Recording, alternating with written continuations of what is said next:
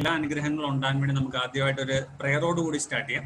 So let's all of you just close your eyes for a 1 minute prayer.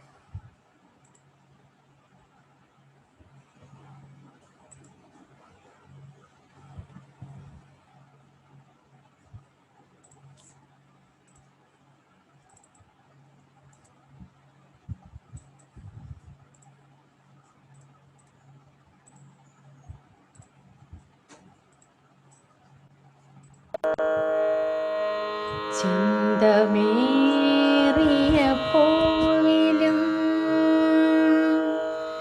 ശബളാഭമാം ശലഭത്തിലും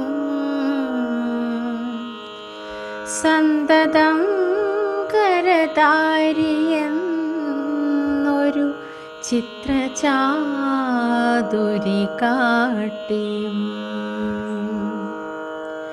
ഹന്തചാരു കടാക്ഷമാലകൾ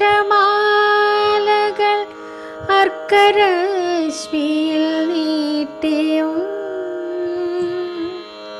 ചിന്തയാം മണിമന്ദിരത്തിൽ വിളങ്ങും ഈശനെ വാഴ്ത്തുവിൻ.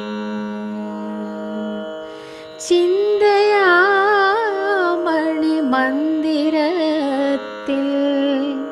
വിളങ്ങും ഈശനെ വാഴ്ത്തുവിൻ.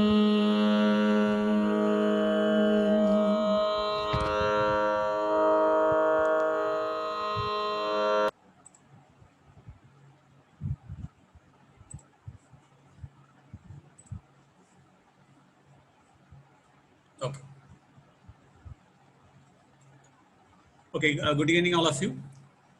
നമ്മുടെ ഇന്നത്തെ ഒരു സെഷനിലേക്ക് നമുക്ക് സ്റ്റാർട്ട് ചെയ്യാം.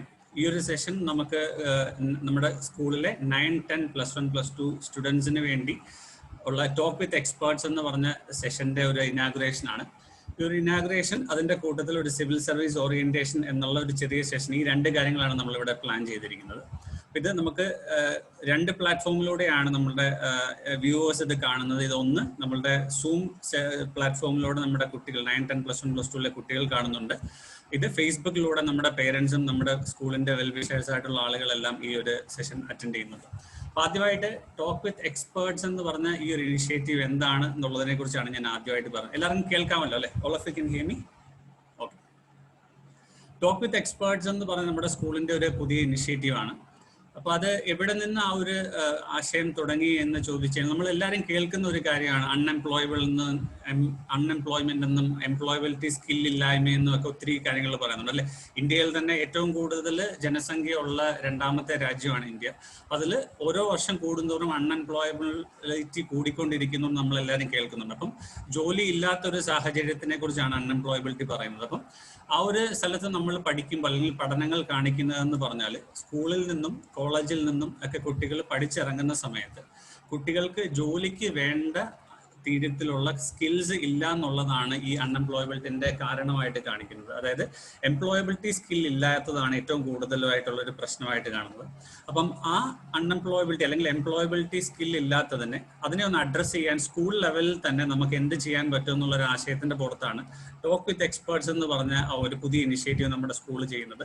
അതിലെന്താണ് നമ്മൾ ചെയ്യുന്നതെന്ന് ഉദ്ദേശിച്ചാൽ നമ്മുടെ ഇൻഡസ്ട്രിയിൽ തന്നെ എക്സ്പേർട്സ് ആയിട്ടുള്ള ആളുകൾ, അതായത് നമ്മുടെ പല പല മേഖലകളിൽ പ്രാവീണ്യം കാണിച്ച് ജീവിതത്തിൽ സക്സസ്ഫുൾ ആയിട്ടുള്ള പ്രൊഫഷണൽ ലൈഫിൽ സക്സസ്ഫുൾ ആയിട്ടുള്ള ആളുകളെ നമ്മുടെ കുട്ടികളുടെ മുമ്പിൽ ഒരു ഇന്ററാക്റ്റീവ് പ്ലാറ്റ്ഫോമിൽ കൊണ്ടുവരികയും അവര് നമ്മളുടെ ഒരു സ്കൂളിൽ പഠിക്കുമ്പോൾ അല്ലെങ്കിൽ കോളേജിൽ പഠിക്കുമ്പോൾ അല്ലെങ്കിൽ കോളേജിൽ പഠിച്ചതിന് ശേഷം ഒരു ജോലി കിട്ടണമെങ്കിൽ എന്തൊക്കെ സ്കിൽസ് ആണ് നമുക്ക് വേണ്ടത് അല്ലെങ്കിൽ എന്തൊക്കെ കാര്യങ്ങൾ നമ്മൾ അറിഞ്ഞിരിക്കണം എന്നുള്ളതിനെ കുറിച്ചുള്ള ഒരു ഡിസ്കഷൻ, ഒരു ഇന്ററാക്റ്റീവ് സെഷനാണ് ടോക്ക് വിത്ത് എക്സ്പേർട്സ് എന്ന് പറഞ്ഞാൽ.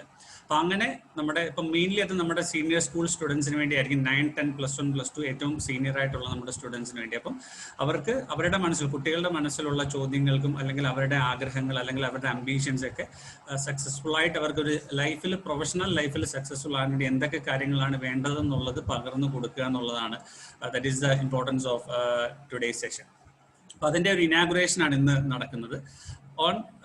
On top of it, we will do with a civil service orientation session. ഇതാണ് നമ്മളുടെ ഇന്നത്തെ ഒരു session. What is the session is all about, അതിനെ കുറിച്ചാണ് ഞാനിപ്പം പറഞ്ഞത്.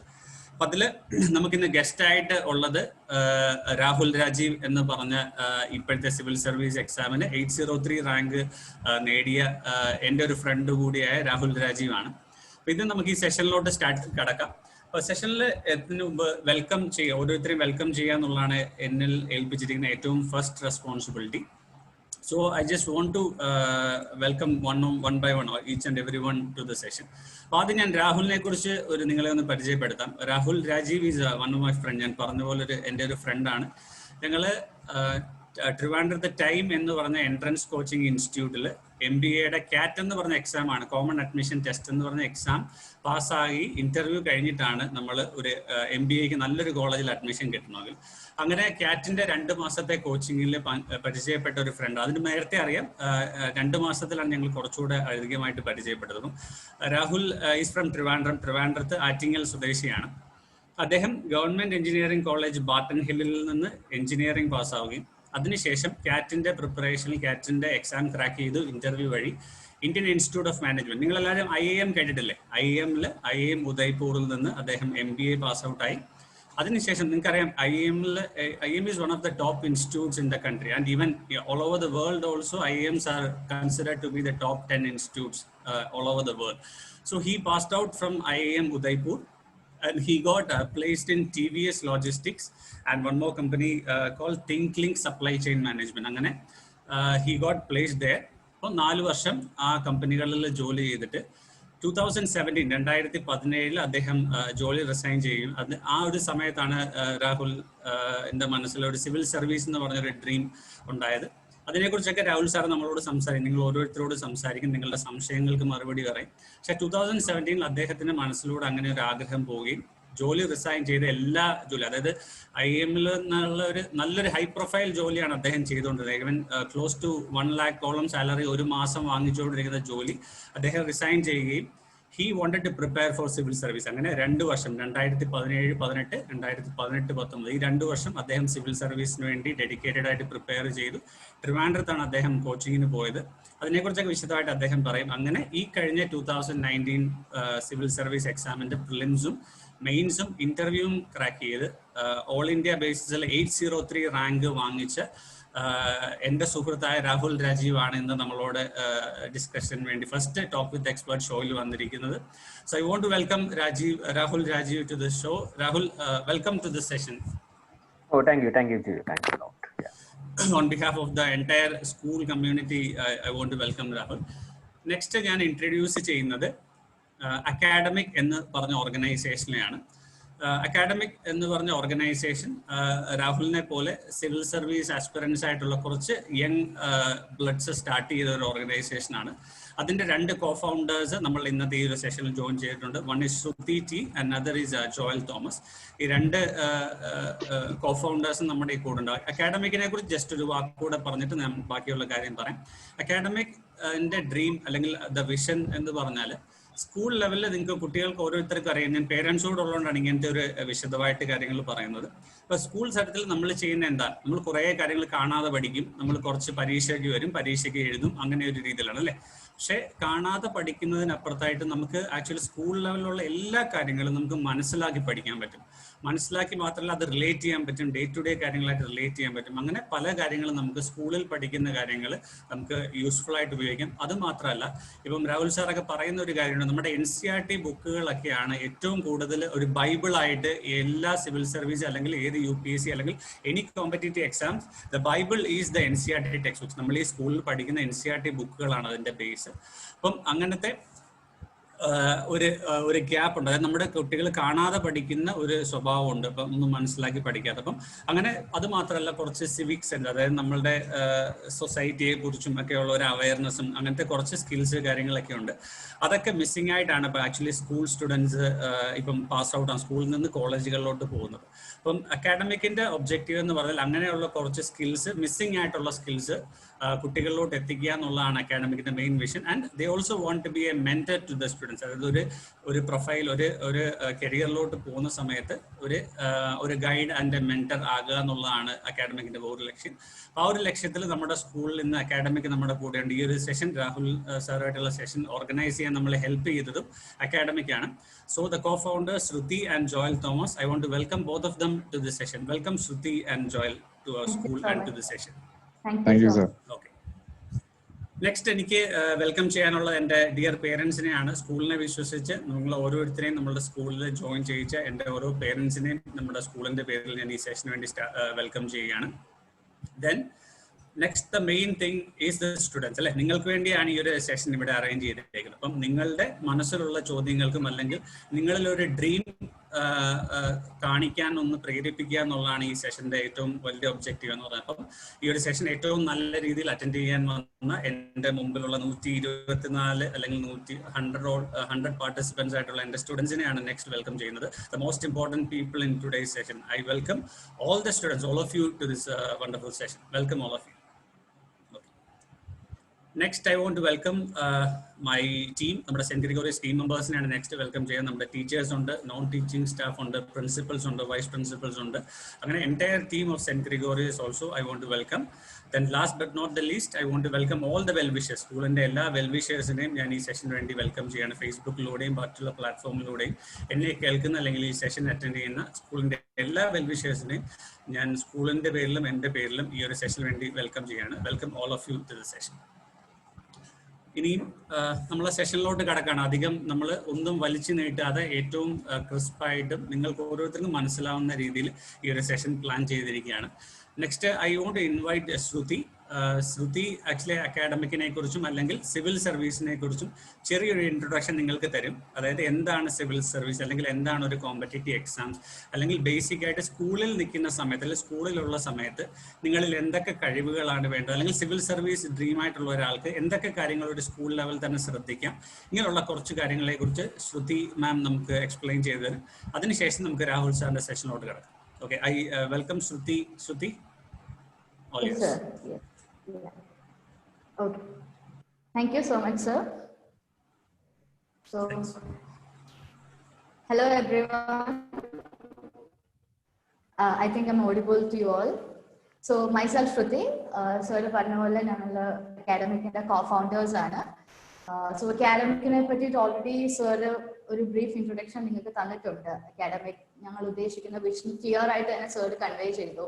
സോ അക്കാഡമിക് ഞങ്ങൾ സ്റ്റാർട്ട് ചെയ്തിരിക്കുന്നത് pool of civil service aspirants ആണ്. സോ അതുകൊണ്ട് തന്നെ നിങ്ങൾക്ക് സിവിൽ സർവീസിനെ പറ്റിയിട്ടുള്ള ഞങ്ങൾക്ക് അറിയാവുന്ന കുറച്ച് കാര്യങ്ങൾ ഞങ്ങൾക്ക് ഇന്ന് ഷെയർ ചെയ്യാൻ പറ്റുന്നുണ്ട്.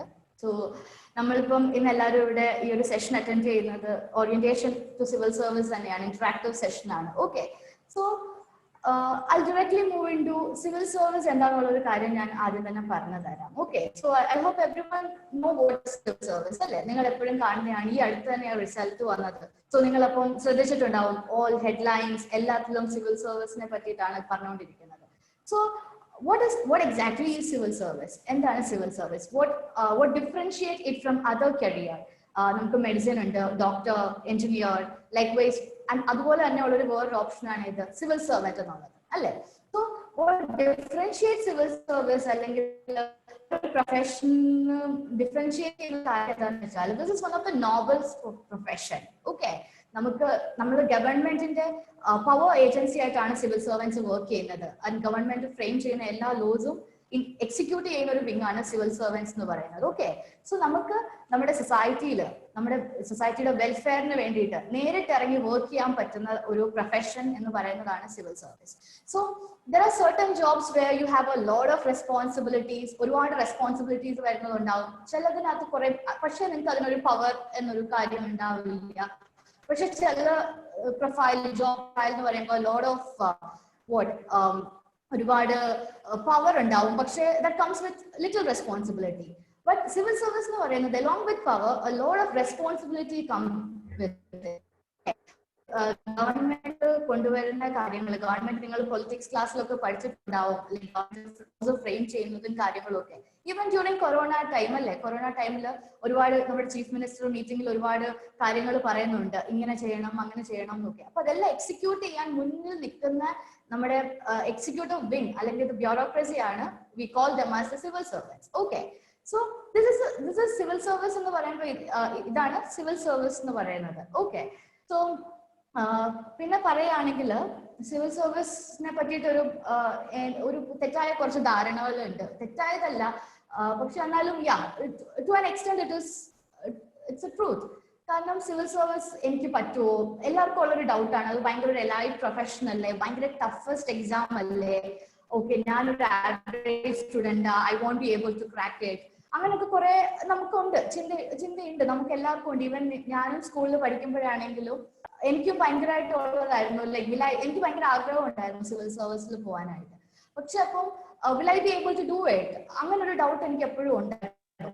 ഒരു സമയത്ത് എനിക്ക് റൈറ്റ് ആയിട്ട് എന്താ പറയാ ഗൈഡ് ചെയ്ത് തരാനോ അല്ലെങ്കിൽ അങ്ങനൊരു ആ പേടിയൊന്ന് മാറ്റി തരാനോ, എന്താ സിവിൽ സർവീസിന് വേണ്ടി ചെയ്യേണ്ടത് എന്നൊക്കെ പറഞ്ഞു തരാനായിട്ട് ആ ഒരു സമയത്ത് there was no one for us.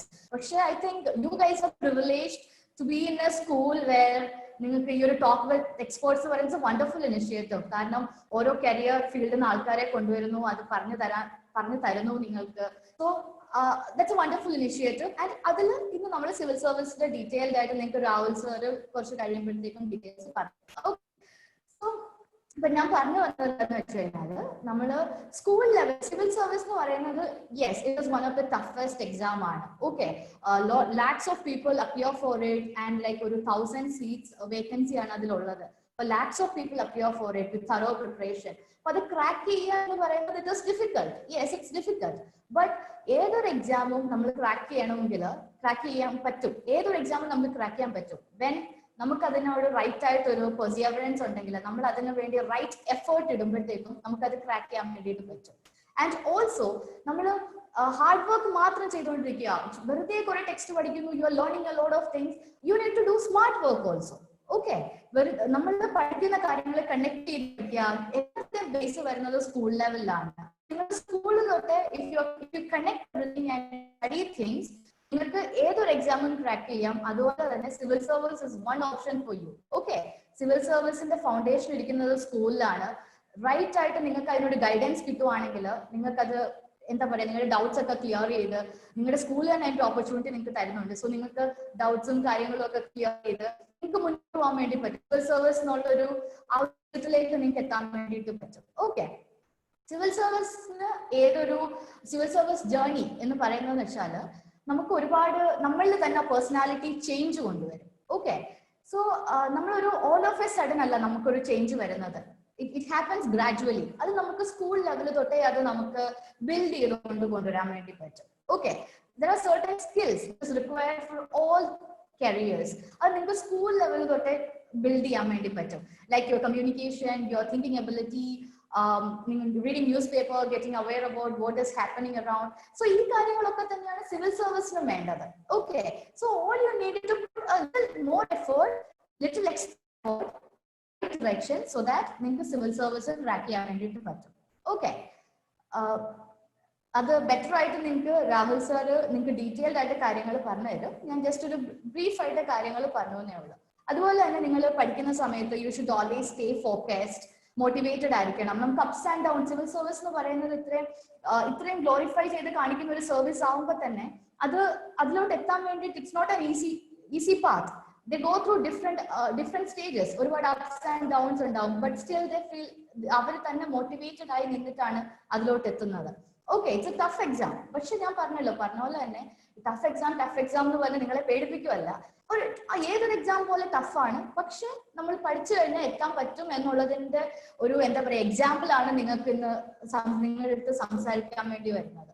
Okay, അപ്പം ഞങ്ങൾക്ക് കുറച്ചു പേർക്ക് ആ ഒരു ഞങ്ങളുടെ കോളേജ് കഴിഞ്ഞു അല്ലെങ്കിൽ ഞങ്ങൾ വർക്ക് കഴിഞ്ഞപ്പോഴാണ് ഞങ്ങൾക്ക് ഇങ്ങനെ ഓക്കെ സിവിൽ സർവീസിലേക്ക് ഇറങ്ങാം അങ്ങനെയൊക്കെ ഉള്ളൊരു തോട്ട് കുറച്ച് ആൾക്കാർക്ക് വന്നത്. പക്ഷെ ഏർലി കുറച്ച് ആൾക്കാർക്ക് അങ്ങനൊരു എന്താ പറയാ ആഗ്രഹം ഉണ്ടെങ്കിൽ നിങ്ങൾക്ക് എന്ത് ചെയ്യാം, വർക്ക് ചെയ്യാൻ തുടങ്ങാം. ഓക്കെ, അപ്പൊ തൊട്ട് വർക്ക് ചെയ്ത് തുടങ്ങുമ്പോൾ നിങ്ങൾക്കറിയാം ഇപ്പം നിങ്ങൾ ഡോക്ടർ ആകാൻ എഞ്ചിനീയർ ആകാനൊക്കെ നിങ്ങൾ 11th 12th എൻട്രൻസിന് പ്രിപ്പയർ ചെയ്യുന്നു. But very few students prepare for civil service in early stage. നിങ്ങൾക്ക് ഇങ്ങനെ ഒരു ടോപ്പിന് നിങ്ങളുടെ സ്കൂളിൽ ഒരു ഓപ്പർച്യൂണിറ്റി പ്രൊവൈഡ് ചെയ്തിട്ടുണ്ട്. അത് നിങ്ങൾക്ക് എന്താ ചെയ്യേണ്ടതെന്നൊക്കെ അറിഞ്ഞ് അതിലേക്ക് നിങ്ങൾക്ക് എത്താൻ വേണ്ടിയിട്ട് പറ്റും. ഓക്കെ, എക്സാം എന്ന് പറയുന്നത് it conducted by Union Public Service Commission, UPSC.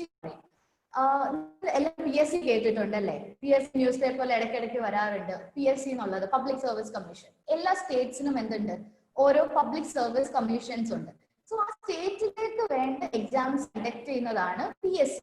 Okay, and UPSC conduct exam for centralized exams ആണ് അവർ കണ്ടക്ട് ചെയ്യുന്നത്. സെൻട്രലൈസ്ഡ് എന്ന് പറയുമ്പോഴത്തേക്കും അക്രോസ് ഓൾ സ്റ്റേറ്റ്സിലേക്ക് വേണ്ടിയിട്ട് ഗവൺമെന്റ് ഒഫീഷ്യൽസിനെ പ്ലേസ് ചെയ്യാൻ വേണ്ടി കണ്ടക്ട് ചെയ്യുന്ന ഓർഗനൈസേഷൻ ആണ് UPSC എന്ന് പറയുന്നത്. It's A constitutional body. അത്ര ഡീറ്റെയിൽഡ് ആയിട്ട് പോകണ്ട. സോ UPSC കണ്ടക്ട് ചെയ്യുന്ന എക്സാംസ് ഒരു എക്സാം ആണ് ഇത്, civil service exam. Okay, and the civil service exam എന്ന് പറയുമ്പോൾ ഒരു ഇയർ ലോങ് പ്രോസസ് ആണ്. ഈവൻ നമ്മൾ പ്രിപ്പയർ ചെയ്യാനായിട്ട് നമുക്ക് കുറച്ച് സമയം എടുക്കും. അല്ലെങ്കിൽ എക്സാമിന്റെ തന്നെ അതെങ്ങനെ ഒരു 1 year you to what is civil service and what are the process involved, so that you will get a better picture, so you can ask better questions as well. Appo there is prelims, there is mains, second stage in mains ennu parayum, and the third stage is interview. Okay, so all the candidates who are in the list, allengil ipo ningal kanda ee clear aayi vannidikkuna ellarum officer aanengilum process lu kude avaraanu. Okay, first they have to clear prelims, then they have to clear up shortlisting. Lakhs of people the creamy layer gets shortlisted. Okay, then your creamy layer will compete mains la adinagathu select cheyyana aalkar evide pom interview nu pom, and aa oru interview ന്റെ result കൂടി കഴിഞ്ഞിട്ട് മെയിൻസിന്റെയും ഇന്റർവ്യൂവിന്റെയും കൂടെ result club ചെയ്തിട്ടാണ് എന്ത് വരുന്നത്, നമ്മുടെ final result വരുന്നത്. Okay, so അത്രയും ഒരു പ്രോസസ്സിലൂടെയാണ് അവർ പോകുന്നത്. അപ്പൊ you have to stay motivated. ഇടയ്ക്ക് വെച്ചിട്ട് നിങ്ങൾക്ക് അയ്യോ ദിസ് ഇസ് ഡിഫിക്കൽട്ട്, എനിക്ക് പറ്റില്ല, നിർത്തി പോകാം, അങ്ങനെയൊന്നുമില്ല. അവരുടെ ആ ഒരു പെർസീവിയറൻസ് കൊണ്ടിട്ടാണ് അവർ പിന്നെയും ആ ഓരോ ലെവൽ കടന്ന് വരുന്നത്. ആൻഡ് ഇടയ്ക്ക് വെച്ച് സം പീപ്പിൾ മൈറ്റ് ഫെയിൽ. അത് കഴിഞ്ഞിട്ട് അവർ നിർത്തുന്നുണ്ടോ? No. If their dream is strong, if their passion is strong, അവർ എന്ത് ചെയ്യും? അവർ പിന്നെ അതിന് വേണ്ടിയിട്ട് വർക്ക് ചെയ്യും. Okay, again they will climb, again they will prepare for the exam. So മനസ്സിലാവുന്ന എന്താന്ന് വെച്ചാൽ ഈ ഒരു സിവിൽ സർവീസ് എന്നുള്ള ഒരു കാര്യം നിങ്ങളുടെ സ്കൂൾ ലൈഫിലേക്ക് വേണ്ടി എടുക്കാം. എന്താ പറയാ, നിങ്ങൾ ഇപ്പൊ സ്കൂളിൽ ലാസ്റ്റ് മിനിറ്റ് ആയി ഇനിയൊന്നും പഠിക്കാൻ പറ്റില്ല, ആവശ്യമില്ല. ഉള്ള ടൈം കൊണ്ട് മാക്സിമം നമ്മൾ പഠിക്കാൻ നോക്കണം. Never feel demotivated. Okay, always feel motivated. Always think that if your aim is strong enough, believe in yourself. അതാണ് ഒരു civil സർവൻസിലെ we all believe in ourselves. നമ്മൾ അവിടെ എത്തും എന്നുള്ള ഒരു കോൺഫിഡൻസ് നമ്മൾ അവിടെ എത്തിയിരിക്കും. റൈറ്റ്, എന്താ പറയാ, along with hard work. Okay, നമുക്ക് ആഗ്രഹം മാത്രം പോരാ, we should have that hard work also.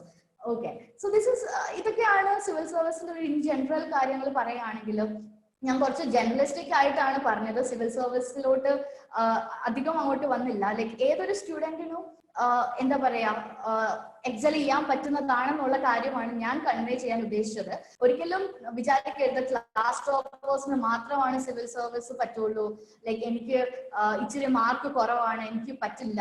Okay, nothing like that. whoever is putting effort, they will reach the goal. Okay, അത് you should believe in that.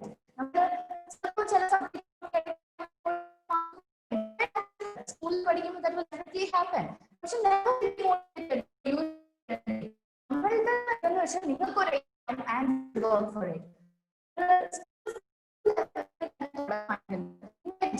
journey to your success, journey to your career school ലെവലിൽ നിങ്ങൾ prepare ചെയ്ത് തുടങ്ങുമ്പോൾ നമുക്ക് shorten ചെയ്യാൻ വേണ്ടി പറ്റും. ഒരുപാട് എടുക്കുന്ന ഒരു പ്രോസസ്സ് നിങ്ങൾ സ്കൂൾ ലെവലിൽ നിങ്ങളുടെ കരിയർ എന്ത് വേണമെന്ന് നിങ്ങൾ ഐഡന്റിഫൈ ചെയ്ത് അതിനുവേണ്ടി വർക്ക് ചെയ്യാൻ തുടങ്ങുമ്പോഴത്തേക്കും അലോങ് വിത്ത് യുവർ സ്റ്റഡീസ് അതിനുവേണ്ടി വർക്ക് ചെയ്യാൻ തുടങ്ങുമ്പോൾ ആ ഒരു ജേർണിയുടെ പാത്ത് നമുക്ക് പഠിക്കാൻ വേണ്ടി പറ്റും. You will reach the earliest. So your school is providing such A platform നിങ്ങൾക്ക് അറ്റ് ദ ഏർലിയസ്റ്റ് എത്താൻ വേണ്ടിയിട്ട്. ഓൾസോ നിങ്ങൾക്ക് ബാക്കിയുള്ള ഓപ്ഷൻസിനെ പറ്റിയിട്ടാണ് പറഞ്ഞു തരുന്നത്. സിവിൽ സർവീസിനെ പറ്റിയിട്ട് ഞാൻ വലുതായിട്ട് പറഞ്ഞ് I think Rahul sir can explain to you better because ഈ ഒരു സ്റ്റേജിൽ കൂടെ എല്ലാം പോയി ഫൈനൽ അവിടെ എത്തിയിരിക്കുന്ന ആളാണ്, സിവിൽ സർവന്റ് ആണ്, ഒഫീഷ്യൽ സിവിൽ സർവന്റ് ആണ് Rahul sir. So I think he can talk to you better about എന്താ പറയാ ആ ഒരു സ്റ്റേജസിന് ഓരോ സ്റ്റേജിൽ സ്ട്രഗിളും കാര്യങ്ങളും എല്ലാം ബെറ്ററായിട്ട് നിങ്ങൾക്ക് കണക്ട് ചെയ്യാൻ വേണ്ടി. Conclude by saying that നിങ്ങൾ ആരും ഡിമോട്ടിവേറ്റഡ് ആവരുത്. ഫിക്സ് ആൻഡ് നിങ്ങൾക്ക് ഒരു ചോയ്സ് നിങ്ങൾ ഉണ്ടാക്കാം, എന്നിട്ട് അതിന് വേണ്ടിയിട്ട് വർക്ക് ചെയ്യും, work hard for that. Okay, and all the very best. I now invite Rahul sir to.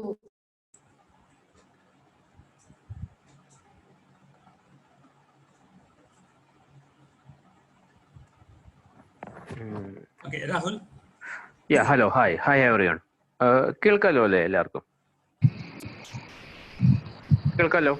Yes. Yeah, hi, good evening. So first of all, thanks for Jijo and team Academic എന്നെ ഇതിലോട്ട് വിളിച്ചതിനും പിന്നെ ഇങ്ങനെ ഒരു new initiative start ചെയ്തതിനും especially very very congrats for Jijo and for the entire school staff. പിന്നെ ഇപ്പോൾ I know that ഇപ്പോൾ time 6:30 നിങ്ങൾക്ക് ചിലപ്പോൾ ലെഷർ ടൈം ആയിരിക്കാം അല്ലെങ്കിൽ ഹോംവർക്ക് ചെയ്യുന്ന ടൈം ആയിരിക്കാം. എന്നിരുന്നാൽ പോലും നിങ്ങളുടെ ഫ്യൂച്ചറിന് വേണ്ടി ഇപ്പൊ നിങ്ങളുടെ സ്കൂൾ പറയുന്ന പോലെ തന്നെ a correct future needs a correct beginning, right? അപ്പൊ നമുക്ക് നല്ലതായ ഒരു ഫ്യൂച്ചറിന് വേണ്ടി നല്ലതായ ഒരു തുടക്കം വേണം. സോ ഇതൊരു തുടക്കം മാത്രമാണ്. Talk with the experts. ഇപ്പോൾ ഞാൻ മാത്രമായിരിക്കില്ല, നിങ്ങളോട് ഇത് കഴിയുമ്പോഴത്തേക്കും Jijo will bring another people. പല ഇൻഡസ്ട്രിയിൽ നിന്നും പല ആൾക്കാരെ ജിജോ കൊണ്ടുവരുന്നത്. എന്നിരുന്നാൽ കൂടിയും as a first session the basic thing we have to do is ഇപ്പോൾ ഒരു ഫോർമൽ ഇനാഗുറേഷൻ എന്ന് പറയുന്ന ഒരു സംഭവമാണ് ഞാൻ ഇപ്പോൾ ആദ്യം ചെയ്യാൻ പോകുന്നത്. സോ വിത്ത് എവരി വൺസ് എന്താ പറയുന്നത്, എല്ലാവരുടെയും യെസ് എന്ന ഒരു ഇതുണ്ട് എന്ന് മനസ്സിൽ വിചാരിച്ചുകൊണ്ട്, so I declare we are officially inaugurating the talk with the expert session. And I really help that ഈ ഒരു സെഷൻ വഴി അറ്റ്ലീസ്റ്റ് 1-2 കുട്ടികൾക്ക് ഞാൻ ആഗ്രഹിക്കുന്നത് എല്ലാവർക്കും തന്നെ യൂസ്ഫുൾ ആയി മാറട്ടെ എന്നാണ്. So I declare it as officially inaugurated. Jijo? Yes, we'll start. So we'll just play a promo video of our talk with experts. All of you can see the screen.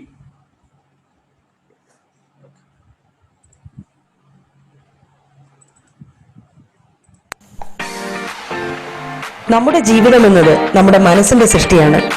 എല്ലാവർക്കും ജീവിതത്തിൽ വിജയിക്കണമെന്ന് ആഗ്രഹമുള്ളവരാണ്, അല്ലേ? എന്നാൽ നാം ആഗ്രഹിച്ച ജീവിത വിജയം നേടാൻ എന്തൊക്കെ ചെയ്യണം?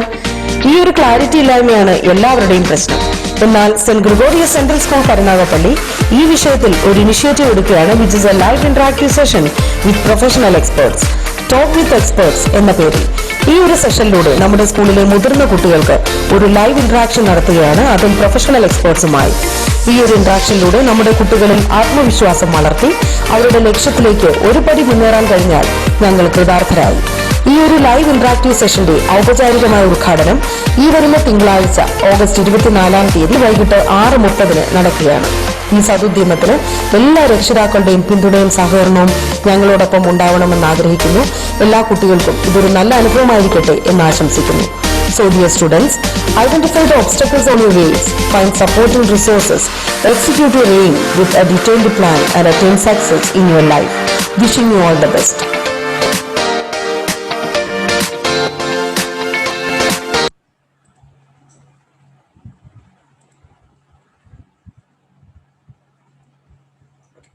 Okay.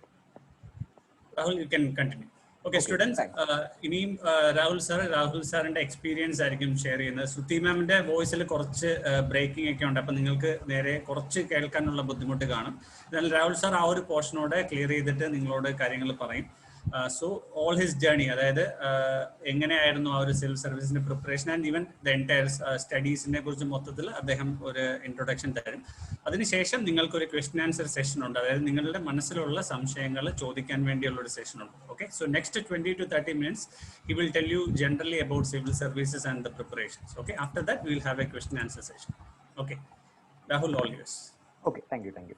Yeah, so അപ്പോൾ ഇപ്പൊ നമ്മളിപ്പോ പ്രൊമോ വീഡിയോ കണ്ടു അല്ലേ, ടോക്ക് വിത്ത് എക്സ്പെർട്സ്. അപ്പൊ അതിനകത്ത് എന്താ പറയുന്നത്, ലൈവ് ഇന്ററാക്റ്റീവ് സെഷൻ. അപ്പൊ ഞാൻ ഇതൊരു ഇന്ററാക്റ്റീവ് സെഷൻ ആകുമെന്ന് തന്നെയാണ് വിചാരിക്കുന്നത്. സോ നിങ്ങൾക്ക് ഏത് പോയിന്റ് ഓഫ് ടൈമിലാണ് ഡൗട്ട് വരുന്നത്, if you can want to clarify doubts there, that is also fine. അതായിരിക്കും കുറച്ചുകൂടെ നല്ലതെന്ന് തോന്നുന്നു. ഓക്കെ, അപ്പൊ ഞാൻ എന്നെ കുറിച്ച് ആദ്യം കുറച്ച് ജിജോ പറഞ്ഞു. അപ്പൊ ഞാനും ജിജോയും ഒത്ത് കാറ്റ് കോച്ചിങ് ചെയ്തു. അവിടെ നമ്മൾ രണ്ടുപേരും ഒരേ ടൈം MBA ചെയ്തു. പിന്നെ ചെന്നൈയിൽ നമ്മൾ ഒരേ സമയത്തുണ്ടായിരുന്നു. ഓക്കെ, അപ്പോ ഇപ്പൊ ഞാൻ കടന്നുപോയ ജേർണി ആയിരിക്കത്തില്ല മറ്റൊരു സിവിൽ സർവന്റ് അല്ലെങ്കിൽ ഈ എക്സാം ക്ലിയർ ചെയ്ത ഒരാൾ കടന്നുപോയി. അപ്പൊ പലരുടെയും ജേർണി പലതാ. ഓക്കെ, പലരും പല സമയത്താണ് തുടങ്ങുന്നത്.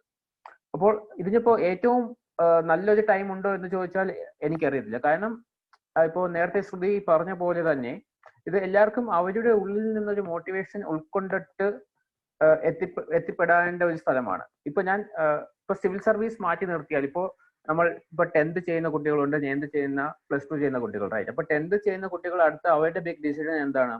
ഞാൻ അടുത്തത് സയൻസ് സ്ട്രീം എടുക്കണോ, ഹ്യൂമാനിറ്റീസ് സ്ട്രീം എടുക്കണോ, അതോ കൊമേഴ്സ് സ്ട്രീം എടുക്കണോ, അല്ല. ഓക്കെ, എന്നിട്ട് ഇപ്പൊ +2 കഴിയുന്ന കുട്ടികൾ ആണെങ്കിൽ വീണ്ടും ഇപ്പൊ സയൻസ് എടുത്തവർ എഞ്ചിനീയറിംഗിന് പോകണോ, അതോ എഞ്ചിനീയറിംഗിൽ തന്നെ ഏത് എഞ്ചിനീയറിംഗ് ഫോർ ഇലക്ട്രോണിക്സ് എടുക്കണമോ, ഇലക്ട്രിക്കൽ എടുക്കണമോ, മെക്കാനിക്കൽ എടുക്കണമോ, അങ്ങനെ പല പല ഡൗട്ടുകളുണ്ട്. ഓക്കെ, പിന്നെ അതിനുശേഷം എന്താണ്, ഇപ്പൊ നമ്മളിപ്പോ ഞാൻ സിവിൽ സർവീസ് എക്സാം ഇപ്പൊ ശ്രുതി പറഞ്ഞ പോലെ prelims, mains and interview session ഉണ്ട്. അപ്പോൾ ഇതിന്റെ ബേസിക് ക്വാളിഫിക്കേഷൻ എന്ന് സിവിൽ സർവൻസിന് വേണ്ടി UPSC പറയുന്നത് എന്താണ്? ഒരു ഡിഗ്രി മാത്രം മതി. അതുപോലെ ഏതൊരു ഡിഗ്രിയും ആവാം. ഓക്കെ, സോ അപ്പോൾ ഒരു ബേസിക് ക്വാളിഫിക്കേഷൻ എന്ന് പറയുന്നത് ഒരു ഡിഗ്രി മാത്രമാണ്. അപ്പൊ ഏതൊരു ഡിഗ്രി ചെയ്തവർക്കും ഇതിൽ എത്തിപ്പെടാം. പിന്നെ UPSC ഈ ഒരു എക്സാമിന് വേണ്ടി നമുക്ക് ഇപ്പോൾ ഒരു 6 തവണ നമുക്ക് ഈ എക്സാം ഇപ്പോഴത്തെ കേസിൽ അറ്റൻഡ് ചെയ്യാൻ പറ്റും. സോ ഇപ്പൊ ഞാൻ പറഞ്ഞ UPSC ചിലപ്പോൾ റൂൾസ് ഇങ്ങനെ മാറ്റിക്കൊണ്ടിരിക്കും. As of today we have like 6 chances, 6 chances ഉണ്ട്. പിന്നെ ഒരു അപ്പർ ലിമിറ്റ് ഓഫ് ഏജ് എന്ന് പറയുന്നത് 32. പക്ഷെ നമ്മൾ ആലോചിക്കേണ്ട കാര്യം എന്താന്ന് വെച്ചാൽ, ഇപ്പോൾ ഇതൊരു സെൻട്രൽ ഗവൺമെന്റ് ജോബാണ്, അല്ലെങ്കിൽ സെൻട്രൽ ഗവൺമെന്റ് സർവീസ് ആണ്, അല്ലെ? അപ്പോൾ സോ ഒരു നമ്മുടെ ഗവൺമെന്റ് പറയുന്ന ഒരു പെൻഷൻ പ്രായമാകുമ്പോഴത്തേക്ക് നമ്മൾ എല്ലാവരും ഈ ജോലിയിൽ നിന്ന് റിട്ടയറും ചെയ്യും. സോ അപ്പൊ നമ്മൾ എത്രയും നേരത്തെ ഈ സർവീസിൽ എത്തുന്നു അതിന് അതിൻ്റെതായ മെറിറ്റ്സ് ഉണ്ട് എന്ന് തന്നെയാണ് ഞാൻ വിശ്വസിക്കുന്നത്.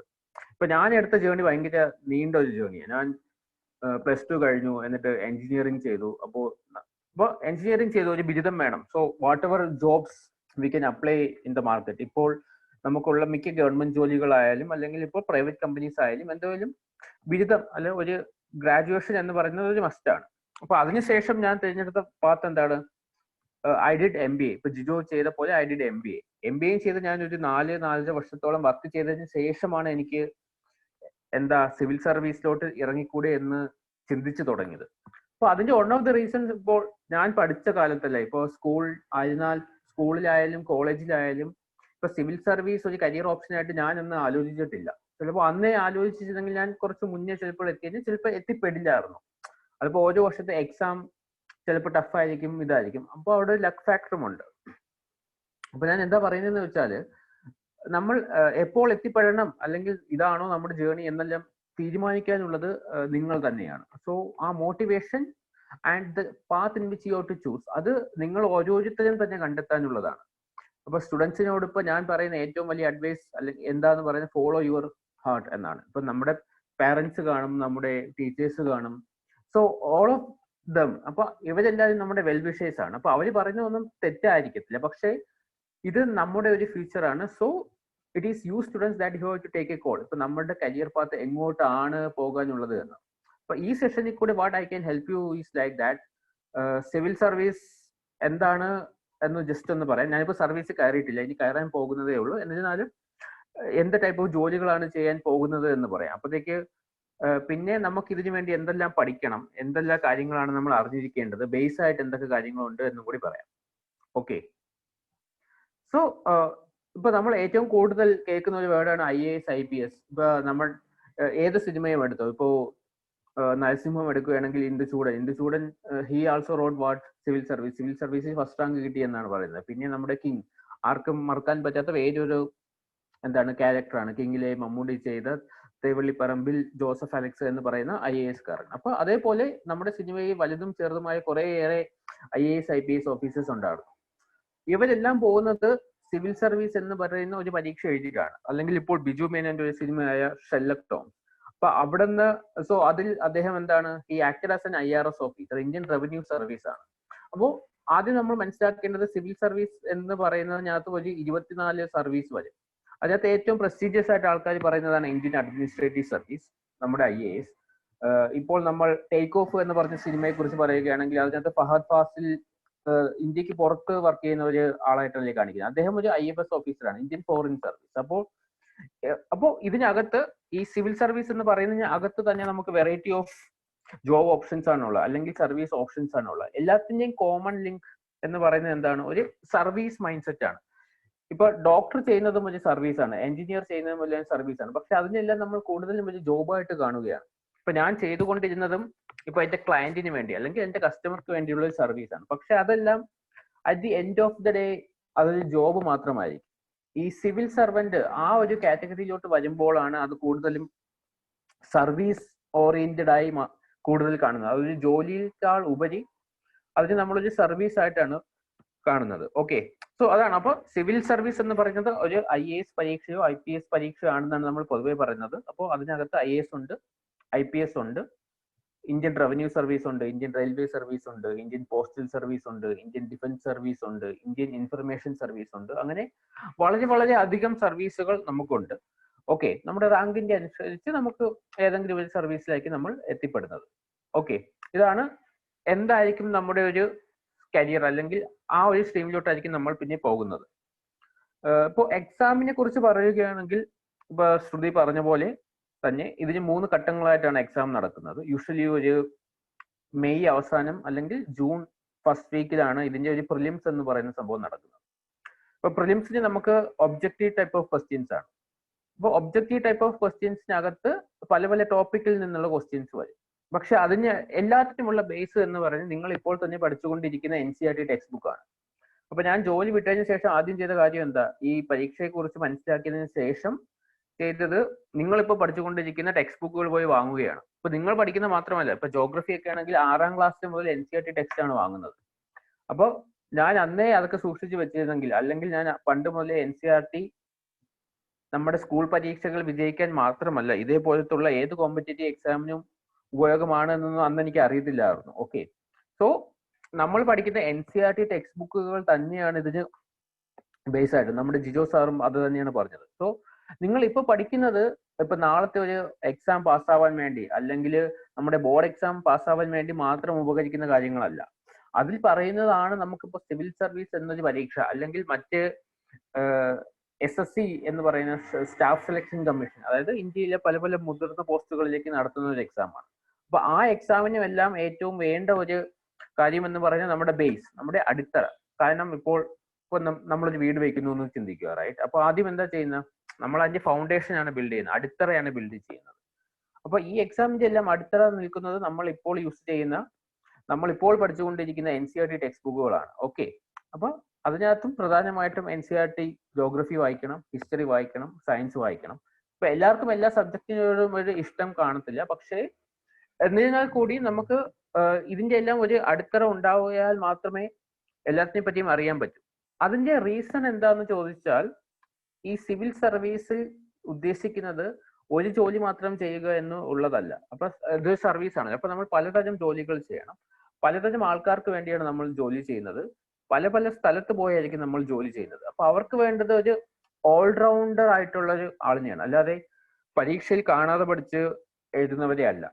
ഇപ്പൊ നമ്മുടെ സ്കൂൾ എക്സാം എടുക്കുക. അപ്പൊ സ്കൂൾ എക്സാം എന്താ, സ്കൂൾ എക്സാമിന് അതിൻ്റെതായ ഒരു പാറ്റേൺ കാണും അല്ലേ? ഇപ്പൊ നിങ്ങളിപ്പോ ബോർഡ് എക്സാം ആയാലും അല്ലെങ്കിൽ യൂണിറ്റ് ടെസ്റ്റോ അങ്ങനത്തെ ഏത് എക്സാം എഴുതുമ്പോഴും നിങ്ങളുടെ മനസ്സിൽ അറിയാം ഈ പരീക്ഷയ്ക്ക് വേണ്ടി എന്തായിരിക്കും ചോദിക്കുക. ഈ പരീക്ഷയ്ക്ക് വേണ്ടി ഫോർ എക്സാമ്പിൾ 2 ഓപ്ഷൻ തന്നിട്ടുള്ള കുറച്ച് ക്വസ്റ്റ്യൻസ് കാണും, 1 മാർക്കിന്റെയോ 2 മാർക്കിന്റെയോ. പിന്നെ എന്താ കാണും, പിന്നെ ചിലപ്പോൾ ഒരു 5 മാർക്കിന്റെ ഒരു ക്വസ്റ്റ്യൻ കാണും, അല്ലെങ്കിൽ 10 മാർക്കിന്റെ ഒരു ക്വസ്റ്റ്യൻ കാണും. അപ്പൊ നമ്മൾ ആ പരീക്ഷയ്ക്ക് എന്താണോ ഡിമാൻഡ് ചെയ്യുന്നത് അതായിരിക്കും പഠിക്കുന്നത്. അപ്പൊ UPSC എന്താണ് ഡിമാൻഡ് ചെയ്യുന്നത് എന്ന് നമ്മൾ ആദ്യം മനസ്സിലാക്കണം. UPSC എന്താ ഡിമാൻഡ് ചെയ്യുന്നത്? UPSC ഡിമാൻഡ് ചെയ്യുന്നത് നമ്മുടെ ബേസ് ശക്തമായിരിക്കണം. അപ്പൊ അതിന് നമ്മുടെ നോളജ് അവർ ടെസ്റ്റ് ചെയ്യും, നമുക്ക് പല പല കാര്യങ്ങളെ കുറിച്ച് അറിയാമോ എന്ന്. അപ്പൊ അവർ ശ്രദ്ധിക്കുന്നത് ഒരു സംഭവത്തിൽ നിന്ന് മാത്രം അവർ ചോദിക്കത്തില്ല. ജോഗ്രഫിയിൽ നിന്ന് 50 ക്വസ്റ്റ്യൻ ചോദിക്കാം, അങ്ങനെയൊന്നുമല്ല. അപ്പൊ എല്ലാത്തിൽ നിന്നും അവർ ചോദിക്കും. അപ്പൊ നമ്മൾ എല്ലാത്തിന്റെയും ബേസ് ഒന്ന് അറിഞ്ഞിരിക്കണം. കുറച്ച് കാര്യങ്ങൾ നമുക്ക് ചിലപ്പോൾ കാണാതെ പഠിക്കേണ്ടിയൊക്കെ വരും. അതായത് ഇപ്പോൾ ഇന്ത്യയിൽ എത്ര സംസ്ഥാനങ്ങളുണ്ട് എന്നുള്ള എല്ലാവർക്കും അറിയാമായിരിക്കും. അപ്പോൾ അതൊക്കെ എവിടെയാണ് ലൊക്കേറ്റ് ചെയ്തിരിക്കുന്നത് എന്നൊക്കെ പഠിക്കേണ്ടി വരും. അല്ലെങ്കിൽ ഇപ്പോൾ ഇന്ത്യയുടെ നൈബേഴ്സ് ആരാണ്. അപ്പൊ നമുക്ക് ചിലപ്പോൾ പെട്ടെന്ന് നൈബേഴ്സിനെ പറയാൻ പറ്റും. പാകിസ്ഥാൻ നമ്മുടെ നെയ്ബറാണ്, നേപ്പാൾ നമ്മുടെ നെയ്ബറാണ്, ബംഗ്ലാദേശ്, അങ്ങനെ നമുക്ക് 7 നൈബേഴ്സ് ഉണ്ടല്ലേ. അപ്പോൾ UPSC ചിലപ്പോൾ ചോദിക്കുന്നത് എന്തായിരിക്കും, ഈ നൈബേഴ്സിൽ നമ്മൾ ഏറ്റവും കൂടുതൽ ലോങ്സ്റ്റ് ബൗണ്ടറി, കിലോമീറ്ററിന്റെ ഇതില് ലോങ്സ്റ്റ് ബൗണ്ടറി ആരുമായിട്ടായിരിക്കും. അപ്പൊ ഇതൊക്കെല്ലാം നമ്മൾ സ്കൂളിൽ പഠിക്കുന്ന ക്വസ്റ്റ്യൻസ് ആണ്. അപ്പോൾ ഇതേപോലെ സ്കൂളിൽ പഠിക്കുന്ന വളരെയധികം ക്വസ്റ്റ്യൻസ് നമുക്ക് എവിടെ ചോദിക്കും?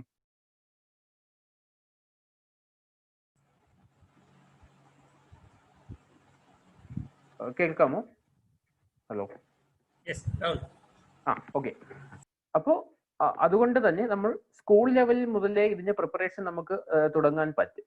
അല്ലെങ്കിൽ ഇപ്പൊ ഞാൻ നേരത്തെ പറഞ്ഞ പോലെ ഇപ്പൊ എന്നെ പോലെ ജോലിയെല്ലാം ചെയ്തിട്ടാണ് ഒരു സ്റ്റേജിലാണ് തുടങ്ങുന്നതെങ്കിലും നമ്മൾ വീണ്ടും back to the school, back to the basics, അവിടെ നിന്നാണ് നമ്മൾ തുടങ്ങുന്നത്. അപ്പോൾ ഇപ്പോൾ നിങ്ങൾക്ക് മുന്നിലുള്ളത് ഇപ്പോൾ നമ്മൾ പറയുകയാണെങ്കിൽ ഇറ്റ്സ് എ ഗോൾഡൻ ഓപ്പർച്യൂണിറ്റി. ഇപ്പൊ രാഷ്ട്രീയക്കാരൊക്കെ ഇപ്പൊ TV യിൽ വന്നിരുന്ന് പറയാറില്ല, ഇത് നമ്മുടെ ഒരു ഗോൾഡൻ ഓപ്പർച്യൂണിറ്റി ആണ്. അപ്പൊ അതേപോലെ തന്നെ ഇത് ഒരു ഗോൾഡൻ ഓപ്പർച്യൂണിറ്റി ആണ്.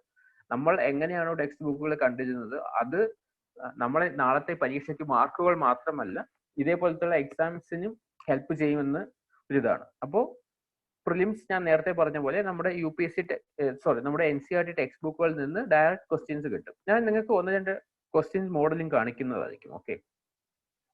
പിന്നെ നമുക്ക് ഏറ്റവും കൂടുതൽ അറിയേണ്ടത് ഇന്ന് നമ്മുടെ ചുറ്റും നടക്കുന്ന കാര്യങ്ങളെ കുറിച്ചാണ്. ഇപ്പോൾ ഞാൻ പഠിച്ചിരുന്നപ്പോഴും നമ്മൾ കൂടുതലും ടൈം നമ്മൾ ഫോക്കസ് ചെയ്യുന്നത് എന്തിനാണ്? ക്ലാസ്സിൽ പഠിക്കുന്ന കാര്യങ്ങൾ പഠിക്കുവാനും അതിന്റെ ഒരു വന്നിട്ട് ഹോംവർക്ക് ചെയ്യാനും എല്ലാമാണ്. അപ്പോൾ അതിനോടൊപ്പം തന്നെ വളരെ വളരെ ഇമ്പോർട്ടന്റ് ആയിട്ടുള്ള ഒരു കാര്യമാണ് നമ്മുടെ ചുറ്റും എന്താണ് സംഭവിക്കുന്നത്. നമ്മുടെ ചുറ്റും എന്താ സംഭവിക്കുന്നത് എന്ന് ഞാൻ പറയുമ്പോൾ കായംകുളം ഇപ്പൊ നമ്മുടെ സ്കൂൾ ഇരിക്കുന്ന സ്ഥലമുണ്ട്. അപ്പൊ അതിന് ചുറ്റും എന്താണ് സംഭവിക്കുന്നത്, അല്ലെങ്കിൽ നമ്മുടെ സംസ്ഥാനത്ത് പൊതുവെ എന്താണ് സംഭവിക്കുന്നത്, അല്ലെങ്കിൽ നമ്മുടെ ഇന്ത്യയിൽ എന്താണ് സംഭവിക്കുന്നത്. ഇപ്പോൾ നമ്മൾ എല്ലാവരും പറയും അല്ലേ, we are living in a globalized world. ഒരു ഗ്ലോബൽ എക്കോണമിയുടെ ഭാഗമാണ് നമ്മൾ. എന്ന് വെച്ചാൽ എന്താ, എല്ലാവരും എങ്ങനെയെങ്കിലും കണക്ട് ചെയ്തിരിക്കുകയായിരിക്കും. ഇപ്പോൾ നമ്മുടെ ചിലപ്പോൾ പലരുടെയും പാരന്റ്സ് ഗൾഫിലായിരിക്കും, അല്ലെങ്കിൽ കസിൻസ് വേറെ സ്ഥലത്തായിരിക്കും വർക്ക് ചെയ്യുന്നത്. പക്ഷെ അവർ വിളിക്കുമ്പോൾ ഇവിടുത്തെ കാര്യങ്ങൾ പറയും, അവിടുത്തെ കാര്യങ്ങൾ പറയും. അപ്പോൾ നമ്മൾ എല്ലാവരും ഒരു കണക്റ്റഡ് ലോകത്താണ് ഇപ്പോൾ ജീവിക്കുന്നത്. സോ നമ്മുടെ ചുറ്റും നടക്കുന്ന കാര്യങ്ങളെ കുറിച്ച് നമുക്കൊരു ഐഡിയ വേണം. അപ്പോൾ അതിന് ഏറ്റവും നല്ലത് എന്ന് പറയുന്നത് പത്രം വായിക്കുക തന്നെയാണ്. അപ്പോൾ നിങ്ങളിപ്പോൾ ഈ എക്സാം എഴുതുന്നില്ലെങ്കിൽ പോലും I will strongly recommend that you should read a newspaper. Okay. അത് ഒരു ഇംഗ്ലീഷ് ന്യൂസ് പേപ്പറും ഒരു ലോക്കൽ ന്യൂസ് പേപ്പറും, ലോക്കൽ എന്ന് ഞാൻ ഉദ്ദേശിച്ചത് ആ ഒരു അർത്ഥത്തിലല്ല, നമ്മുടെ ചുറ്റും നടക്കുന്ന കാര്യങ്ങൾ അറിയാൻ വേണ്ടി. ഇപ്പൊ റീജിയണൽ ന്യൂസ് പേപ്പർ ആയിരിക്കും കുറച്ചുകൂടി ബെറ്റർ വേർഡ് എന്ന് പറയുന്നത്. ഓക്കെ. അപ്പൊ നമ്മൾ ഒരു ന്യൂസ് പേപ്പർ വായിക്കേണ്ടത് വളരെ വളരെ ഇമ്പോർട്ടന്റ് ആണ്. Okay. So I know that ഇപ്പോൾ നമ്മളിപ്പോൾ കൊറോണ വന്നതിന് ശേഷം എല്ലാവരും ഇപ്പോൾ ഒരു ഓൺലൈൻ, നമ്മുടെ സ്ക്രീൻ ടൈം എല്ലാം കൂടി കാണും. സോ ഇപ്പൊ ക്ലാസിന്റെ ആവശ്യത്തിനായിരുന്നാൽ പോലും many of us might be using a laptop, അല്ലെങ്കിൽ many of us might be using a smartphone, right? അപ്പൊ സ്മാർട്ട്ഫോണിനകത്ത് ഇപ്പോൾ നമുക്ക് ഹിന്ദു ന്യൂസ് പേപ്പറിന്റെ ആപ്ലിക്കേഷൻ ഡൗൺലോഡ് ചെയ്യാൻ പറ്റും, അല്ലെങ്കിൽ ടൈംസ് ഓഫ് ഇന്ത്യ ഡൗൺലോഡ് ചെയ്യാൻ പറ്റും, അല്ലെങ്കിൽ ഇന്ത്യൻ എക്സ്പ്രസ് ഡൗൺലോഡ് ചെയ്യാൻ പറ്റും. അതിൽ നിന്നെല്ലാം ന്യൂസ് വായിക്കാം. ഓക്കെ. അപ്പൊ നമ്മൾ പത്രം വായിക്കുന്നത് വളരെ വളരെ ഇമ്പോർട്ടന്റ് ആണ്. ഇപ്പോൾ മിക്കവരും ഇപ്പൊ കുറെ പേർ, ഫോർ എക്സാമ്പിൾ ഇപ്പോൾ ഞാനൊക്കെ പണ്ട് ചെയ്ത് എന്താ, വെറുതെ സ്പോർട്സ് പേജ് മാത്രം എടുത്ത് നോക്കും, അല്ലെങ്കിൽ നാട്ടുവർത്തമാനം എന്ന് പറയുന്നത് നമ്മുടെ നാട്ടിൽ നടക്കുന്ന കാര്യങ്ങളെ കുറിച്ച് അറിയും. പക്ഷേ ആക്ച്വലി അതൊന്നുമല്ല, നമ്മൾ എല്ലായിടത്തും നടക്കുന്ന കാര്യങ്ങളെ പറ്റിയും അറിയണം. ഓക്കെ. ഇപ്പോൾ ഇന്ത്യയിൽ എന്താണ് നടക്കുന്നത്, ഇപ്പോൾ ചിലപ്പോൾ നമുക്കിപ്പോൾ കുറെ കാലം പത്രത്തിന്റെ ഫ്രണ്ട് പേജുകളിലൊക്കെ വന്നത് എന്താണ്, ഇന്ത്യയും ചൈനയുമായിട്ടുള്ള പ്രശ്നങ്ങളാണ് അല്ലെ, അല്ലെങ്കിൽ ഇന്ത്യ പാകിസ്ഥാനുമായിട്ടുള്ള പ്രശ്നങ്ങളാണ്. അപ്പോൾ ഇതെല്ലാം നമ്മൾ അറിയണം. പിന്നെ എല്ലാവരും ഇപ്പോൾ കേട്ടിട്ടുള്ളതായിരിക്കും എന്താ, ഇവിടെ എൻവിറോൺമെന്റൽ ഇഷ്യൂസ് നടക്കുന്നു എന്നുള്ളത്. ഓക്കെ. പിന്നെ ഇപ്പൊ എല്ലാവരും കേട്ട് കാണും ഇവിടെ നടന്ന CAA പ്രൊട്ടസ്റ്റ്, അതായത് കോൺസ്റ്റിറ്റ്യൂഷൻ അമെൻമെന്റ് ബിൽ. അപ്പോഴേക്ക് എന്താണ് ഒരു കോൺസ്റ്റിറ്റ്യൂഷൻ അമെൻമെന്റ് ബിൽ, അത് എങ്ങനെയാണ് നമ്മൾ ഓരോരുത്തരെയും ഇമ്പാക്ട് ചെയ്യുന്നത് എന്നറിയണം. പിന്നെ ജമ്മു കാശ്മീരിന്റെ സ്റ്റേറ്റ്ഹുഡ് മാറ്റി അതിനെ എന്താക്കി, ഒരു യൂണിയൻ ടെറിട്ടറി ആക്കി. അപ്പോൾ ഇപ്പൊ നമ്മൾ ചിലപ്പോൾ പഠിക്കുന്നത് ഇപ്പൊ സ്കൂളിലെ ഒരു യൂണിറ്റ് ടെസ്റ്റിന് വേണ്ടി total number of States in India, total number of union territories, അതിൽ വന്ന മാറ്റം മാത്രമായിരിക്കും. പക്ഷെ അതിനേക്കാൾ ഉപരി അത് എന്ത് ടൈപ്പ് ഓഫ് ചേഞ്ച് ആണ് നമുക്ക് ഇന്ത്യയിൽ മൊത്തം കൊണ്ടുവരുന്നത് എന്ന് നമ്മൾ അറിഞ്ഞിരിക്കുന്നതെല്ലാം വളരെ നല്ലതാണ്. ഓക്കെ. അപ്പൊ അറിവ് എന്ന് പറയുന്നത് ഒരിക്കലും വേസ്റ്റ് ആയി പോകത്തില്ല. സോ ആ അറിവ് സംരക്ഷിക്കാൻ ഏറ്റവും നല്ലത് എന്ന് പറയുന്നത് ന്യൂസ് പേപ്പേഴ്സാണ്. So I strongly recommend you to read a newspaper. Okay, അത് 2 ന്യൂസ് പേപ്പേഴ്സ് ആണെങ്കിൽ വളരെ നല്ലത്. ഒന്ന് നമ്മുടെ റീജിയണൽ ന്യൂസ് പേപ്പറും ആൻഡ് സെക്കൻഡ്ലി ഒരു Hindu newspaper. I know that നിങ്ങൾ അക്കാഡമിക്കലി ഭയങ്കര സ്ട്രെസ് ആയിരിക്കും, എസ്പെഷ്യലി ഇപ്പോൾ കൊറോണ കാലത്ത് നിങ്ങൾ സ്കൂളിലൊന്നും പോകാൻ പറ്റുന്നില്ല, ഫ്രണ്ട്സിനെ ഒന്നും കാണാൻ പറ്റുന്നില്ല, സ്ട്രെസ് ആയിരിക്കും. പക്ഷെ എന്നിരുന്നാൽ കൂടിയും സ്റ്റാർട്ട് റീഡിങ് ന്യൂസ് പേപ്പേഴ്സ്. അപ്പൊ റീഡിങ് ന്യൂസ് പേപ്പേഴ്സിനോടൊപ്പം തന്നെ നിങ്ങൾക്ക് ഇഷ്ടമുള്ള ബാക്കി ബുക്കുകളും ഒക്കെ വായിച്ചിരിക്കുക. So keep engaged yourself, keep updated yourself. Okay, ഇപ്പൊ ഇതിപ്പോ സിവിൽ സർവീസിന് വേണ്ടി മാത്രമല്ല, in general we have to be updated every day. എല്ലാ ദിവസവും നമുക്ക് ചുറ്റും നടക്കുന്ന മാറ്റങ്ങൾ ഇന്ന് നമ്മളെ അഫക്ട് ചെയ്തില്ലെങ്കിൽ പോലും നാളെ നമ്മളെ അഫക്ട് ചെയ്യാവുന്നതാണ്. ഇപ്പോൾ നിങ്ങൾ കുറച്ച് മാസങ്ങൾക്ക് മുമ്പ് ആമസോൺ വനാന്തരങ്ങൾ കത്തി നശിച്ചത് വായിച്ചു കാണും. ഇപ്പോൾ നമ്മൾ വിചാരിക്കും ഓക്കെ ഇവിടെ അങ്ങനെ വലിയ പ്രശ്നമൊന്നുമില്ലല്ലോ, it has happened in Amazon, അതായത് ബ്രസീൽ, ആ സ്ഥലങ്ങളിലാണല്ലോ ഉണ്ടായത് എന്ന്. പക്ഷേ അതിന്റെ ഒരു ഗ്ലോബൽ ഇമ്പാക്ട് എല്ലാം ടോട്ടൽ ക്ലൈമറ്റ് ചേഞ്ചസിലും എല്ലാം ഇമ്പാക്ട് ചെയ്യും. അപ്പോൾ അത് ഇന്നല്ലെങ്കിൽ നാളെ നമ്മളെയും അഫക്ട് ചെയ്യുന്ന കാര്യങ്ങളാണ്. സോ പത്രം വായിക്കുക എന്ന് പറയുന്നത് വളരെ ഇമ്പോർട്ടൻ്റ് ആണ്.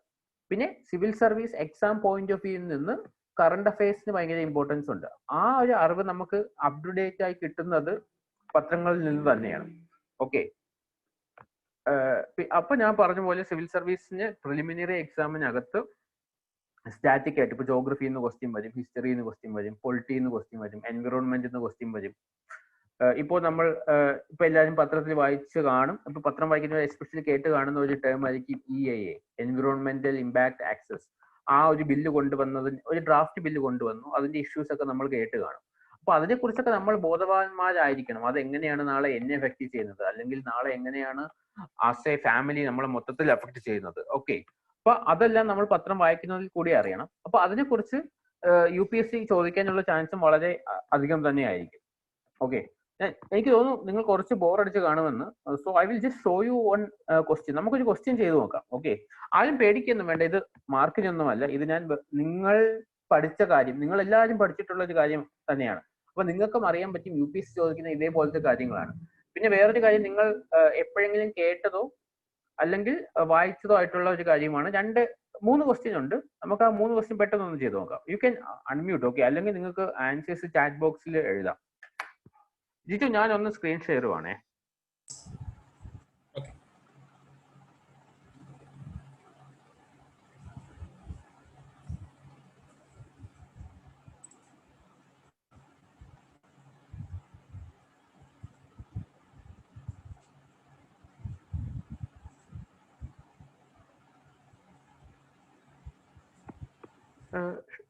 കാണുന്നുണ്ടല്ലോ അല്ലേ?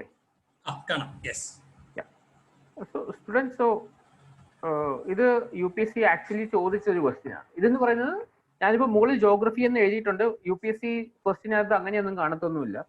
ഇതിപ്പോ പല പല സ്ഥലങ്ങളിൽ നിന്ന് നമുക്ക് ചോദിക്കുമെന്നത് കാണിക്കാൻ വേണ്ടി മാത്രമാണ് ഞാൻ ജോഗ്രഫി എന്ന് എഴുതിയിരിക്കുന്നത്. ക്വസ്റ്റ്യൻ കാണാമല്ലോ അല്ലേ? ഇപ്പൊ നമ്മൾ റോഡ് വഴി ട്രാവൽ ചെയ്യുക. So I will read out the question. If you travel by road from Kohima to Kottayam, what is the minimum number of states within India through which you can travel, including the origin and destination? അപ്പൊ എന്താ ചോദിച്ചിരിക്കുന്നത്?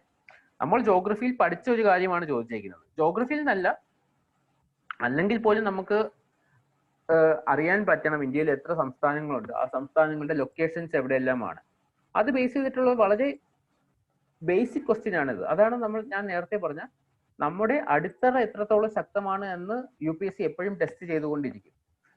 Okay, അപ്പോൾ നമ്മൾ പണ്ടത്തെ ക്ലാസ്സുകളിൽ പഠിച്ചതും ഇപ്പോൾ പഠിക്കുന്നതുമായിട്ടുള്ള ഒരു കാര്യം തന്നെയാണ് ഇത്. ഇപ്പൊ എല്ലാവർക്കും എല്ലാ ഡിസ്ട്രിക്റ്റും അറിയണമെന്നില്ല, പക്ഷേ ഇമ്പോർട്ടന്റ് ആയിട്ടുള്ള ഇവന്റ്സ് നടന്ന സ്ഥലങ്ങളെല്ലാം ആ വർഷത്തെ പത്രത്തിൽ വരും. ഇത് 2017 UPSC ചോദിച്ചൊരു ക്വസ്റ്റ്യൻ ആണ്. നിങ്ങൾക്ക് ഉത്തരം ഒന്ന് ട്രൈ ചെയ്യാമോ?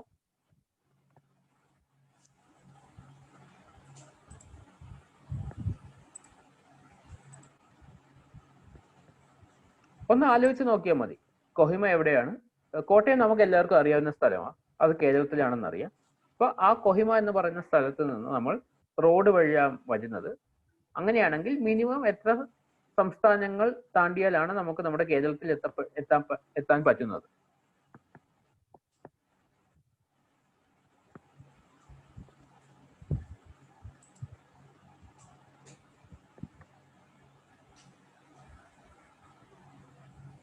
ഉത്തരം കിട്ടിയോ?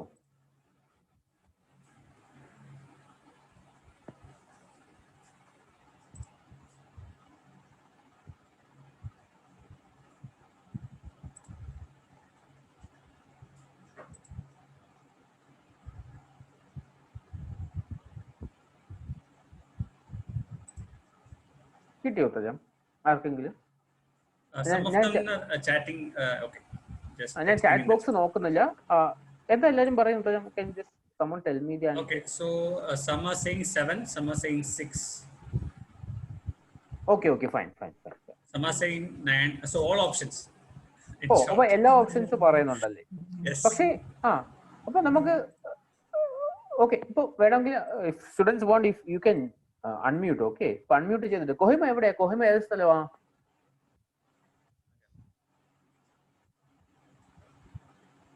കൊഹിമ ഏത് സ്ഥലമാ? So Kohima is Nagaland. Okay, Kohima നാഗാലാൻഡില. അത് ചിലപ്പോ ഓക്കെ ഞാനിപ്പോ ക്ലൂ ആയിട്ട് അത് പറയാം. കൊഹിമ നാഗാലാൻഡ്. ഞാൻ ഇപ്പൊ നിങ്ങൾക്ക് ഇന്ത്യയുടെ ഒരു മാപ്പ് ജസ്റ്റ് കാണിച്ചു തന്നിട്ടുണ്ട്.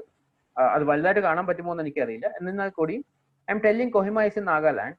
Now you know Kottayam is in Kerala. Okay, ഇനി ഒന്നുകൂടെ ട്രൈ ചെയ്ത് നോക്കിയേ.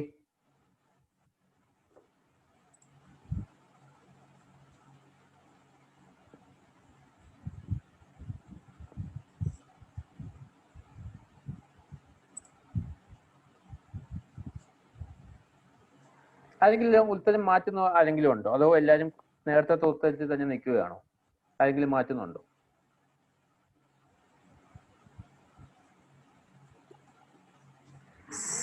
Seven is what some of them are saying. Okay, so 7. അപ്പൊ നമുക്ക് നോക്കാം. അപ്പൊ ആദ്യം നമ്മൾ എവിടെ നിന്ന് സ്റ്റാർട്ട് ചെയ്യും? നാഗാലാൻഡിൽ നിന്ന് സ്റ്റാർട്ട് ചെയ്യണം. നാഗാലാൻഡിൽ നിന്ന് നമുക്ക് നാഗാലാൻഡ് എന്ന് പറയുന്നത് അവിടെ എനിക്ക് തോന്നുന്നു ഒരു പിങ്കിഷ് കളർ കാണുന്ന ഒന്നാണ്. അവിടെ നിന്ന് നമ്മൾ യെല്ലോയിലുള്ള ആസാമിലോട്ട് വരും. റൈറ്റ്, യെല്ലോയിലുള്ള ആസാമിലോട്ട് വന്നിട്ട് there is West Bengal in blue. Right, ഇപ്പൊ വെസ്റ്റ് ബംഗാളിൽ നിന്ന് നമ്മൾ അടുത്ത് എങ്ങോട്ട് വരണം? അതിന് തൊട്ട് താഴെയുള്ള ഒഡീസയിലോട്ട് വരണം. ഒഡീസയിൽ നിന്ന് വീണ്ടും താഴോട്ട് ആന്ധ്രാപ്രദേശ് വഴി ആന്ധ്രാപ്രദേശിൽ നിന്ന് നമുക്ക് തമിഴ്നാട് വഴി കേരളത്തിലോട്ട് വരാം. അല്ലെങ്കിൽ ഇപ്പൊ ചിലർ വിചാരിക്കും ആന്ധ്രാപ്രദേശിന്റെ കൂടെ കർണാടക ഇല്ലെന്ന്. അപ്പൊ കർണാടക വഴിയും വരാം. Okay, this might be older map I am using. അതിന് തെലുങ്കാന കാണത്തില്ല. പക്ഷേ you don't have to worry. Right, ഇപ്പത്തേക്ക് 1 നാഗാലാൻഡ്, 2 ആസാം, 3 വെസ്റ്റ് ബംഗാൾ, 4 ഒഡീസ, 5 ആന്ധ്രാപ്രദേശ്, 6 ഒന്നുകിൽ തമിഴ്നാട് അല്ലെങ്കിൽ കർണാടക. ഓക്കെ, അപ്പൊ നിങ്ങൾക്ക് വേറൊരു കാര്യം കൂടെ മനസ്സിലാവും. ഇപ്പൊ UPSC ചോദിക്കുന്ന ഇതേപോലെയുള്ള ക്വസ്റ്റ്യനുകളിൽ ഇപ്പൊ 2 ഓപ്ഷൻ വരുമ്പോഴും നമുക്ക് മിനിമം സ്റ്റേറ്റ്സ് ആണ് വേണ്ടത്. അപ്പൊ നമ്മളിപ്പോ തമിഴ്നാട് എന്ന ഇതാണ് നമുക്ക് പെട്ടെന്ന് മനസ്സിൽ വരുന്നത്. കാരണം യു നോ ദാറ്റ് ആന്ധ്രാപ്രദേശിന്റെ കൂടെ ബോർഡർ ആയിട്ട് തമിഴ്നാടും കർണാടകയും ഉണ്ട്. അപ്പൊ ഏത് വഴി എത്തിയാലും നമ്മൾ അൾട്ടിമേറ്റ് നമ്പർ എന്ന് പറയുന്നത് എന്തായിരിക്കും? ഇറ്റ് വിൽ ബി 7 സ്റ്റേറ്റ്സ്, മൊത്തം 7 സ്റ്റേറ്റ്സ്. അപ്പൊ മനസ്സിലായോ? അപ്പൊ ഇങ്ങനത്തെ ഉള്ള ഒരു നമ്മുടെ ബേസിക് നോളജ് ഒക്കെയാണ് UPSC ടെസ്റ്റ് ചെയ്യുന്നത്. ഇത് മാത്രമല്ല, ഞാനിപ്പോ ഒരു എക്സാമ്പിളിന് വേണ്ടിയാണ് ഈ ക്വസ്റ്റ്യൻ എടുത്തത്. അപ്പൊ ഇതെന്ന് പറഞ്ഞാൽ നമുക്ക് എല്ലാവർക്കും അറിയാവുന്നതാണ്. ഇന്ത്യയിൽ ഇത്രത്തോളം സംസ്ഥാനങ്ങളുണ്ട്. ഈ ഇത്രത്തോളം സംസ്ഥാനങ്ങളിൽ നിന്ന് ഇതെല്ലാമാണ് ഓരോ സംസ്ഥാനത്തിന്റെ ബൗണ്ടറിയും എന്നുള്ള കാര്യം നമ്മൾ കുറച്ചുകൂടി മനസ്സിലാക്കണം. ഇപ്പൊ ഫോർ എക്സാമ്പിൾ ഇപ്പൊ ജോഗ്രഫിയിൽ നിങ്ങളിപ്പോ റിസോഴ്സ് ജോഗ്രഫി പഠിക്കുമ്പോഴത്തേക്ക് പല പല സ്ഥലങ്ങൾ പഠിക്കുമായിരിക്കും. അല്ലെങ്കിൽ ഇപ്പോൾ മാപ്പ് വരച്ചിട്ട് നിങ്ങൾക്ക് സ്ഥലം മാർക്ക് ചെയ്യാനുള്ള ക്വസ്റ്റ്യൻസ് എല്ലാം കാണുമല്ലോ. അപ്പൊ ആ ഒരു സ്കൂളിൽ പഠിച്ച കാര്യം നമ്മൾ ഇപ്പോഴും ഓർക്കുന്നുണ്ടോ എന്ന് ഒന്ന് ടെസ്റ്റ് ചെയ്യാൻ വേണ്ടിയാണ്. ആ ഒരു ഇതിലാണ് UPSC ക്വസ്റ്റ്യൻ ഇട്ടത്. ഇതിപ്പോ 2017 ക്വസ്റ്റ്യൻ. അടുത്ത ക്വസ്റ്റ്യൻ എന്ന് പറയുന്നത് ഒരു സ്റ്റാറ്റിക് ക്വസ്റ്റ്യൻ ആണ്. ഇതിപ്പോ ഹിസ്റ്ററിയിൽ നിന്നുള്ള ഒരു ക്വസ്റ്റ്യൻ ആണ്. 2019 ഞാൻ എഴുതിയ പ്രിലിംസിൽ ചോദിച്ചൊരു ക്വസ്റ്റ്യൻ ആണ്. Building kalyana mandapas was a notable feature in the temple construction in the kingdom of. Okay, ഇതിപ്പോ കുറെ പേര് ഇതിപ്പോ ഏത് ക്ലാസ്സിലത് എന്ന് ഞാൻ വ്യക്തമായി ഓർക്കുന്നില്ല. പക്ഷെ നമ്മൾ ഹിസ്റ്ററിയിൽ പഠിക്കുന്നതാ. ഇപ്പൊ ഹിസ്റ്ററി നമ്മൾ ഏൻഷ്യന്റ് ഹിസ്റ്ററി പഠിക്കുമല്ലോ. അതായത് പണ്ട് തൊട്ടുള്ള ശിലായുഗം മുതൽ ഇപ്പോഴത്തെ കാര്യങ്ങൾ വരെ. അപ്പൊ നമ്മൾ ഒരു ഏൻഷ്യന്റ് ഹിസ്റ്ററിന്ന് മിഡീവൽ ഹിസ്റ്ററിന്ന് നമ്മളൊരു മോഡേൺ ഹിസ്റ്ററി, കാരണം നമ്മൾ ഇന്നലെ നടന്ന കാര്യങ്ങൾ വരെ ഹിസ്റ്ററി എന്നാണല്ലോ പറയുന്നത്. അപ്പോൾ ഹിസ്റ്ററി എന്ന് പറയുന്നത് വളരെ ഇമ്പോർട്ടന്റ് ആയിട്ടുള്ള ഒരു ഫാക്ടറാണ്. ഇപ്പൊ പലരും ഹിസ്റ്ററി എന്ന സബ്ജക്റ്റിനെ കാണുന്നത് എങ്ങനെയാണ്? ഹിസ്റ്ററി എന്ന സബ്ജക്റ്റിനെ കാണുന്നത് ഇപ്പൊ സ്റ്റാറ്റിക് ആയിട്ട്, ഇപ്പൊ ഫോർ എക്സാമ്പിൾ വേൾഡ് വാർ 1 ഉണ്ടാവാനുള്ള കാരണങ്ങൾ, സോ നമ്മൾ അതിൽ നിന്ന് കാണാതെ പഠിക്കും. അപ്പൊ ഇതേപോലെ തന്നെ ചിലപ്പോൾ ഏതെങ്കിലും ഒരു കിങ്ഡം ഉണ്ടാക്കിയ ഒരു കാര്യങ്ങൾ. പക്ഷെ UPSC നമ്മുടെ ഓർമ്മ പരിശോധിക്കുന്നതോടൊപ്പം തന്നെ ആ ഒരു ക്ലൂവും എല്ലാം നമുക്ക് ഇട്ടേക്കും. ഉത്തരം കിട്ടിയോ എല്ലാവർക്കും? ആ ക്ലൂസ് വായിക്കുമ്പോൾ നമുക്ക് ചെറിയൊരു ഐഡിയ ഒക്കെ കിട്ടും. ക്ലൂസും കല്യാണ മണ്ഡപവും എല്ലാം കൂടെ ഒന്ന് മിക്സ് ചെയ്യുമ്പോഴത്തേക്ക് ചെറിയൊരു ഐഡിയ കിട്ടും. ഉത്തരം കിട്ടിയോ?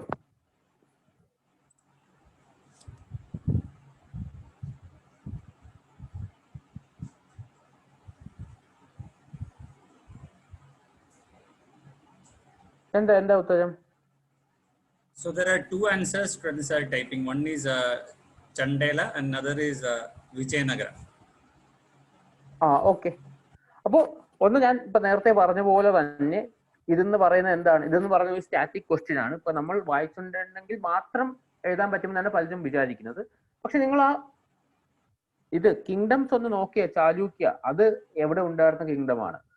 ചണ്ടേല അത് എവിടെ ഉണ്ടായിരുന്നത്? രാഷ്ട്രകൂട അത് എവിടെ ഉണ്ടായിരുന്നത്? എവിടെയെന്ന് വെച്ചാൽ ഞാൻ പറഞ്ഞത് അത് ഒരു ഐഡിയ മാത്രം കിട്ടിയാൽ മതി. അത് നോർത്തിലാണോ വെസ്റ്റിലാണോ സൗത്തിലാണോ?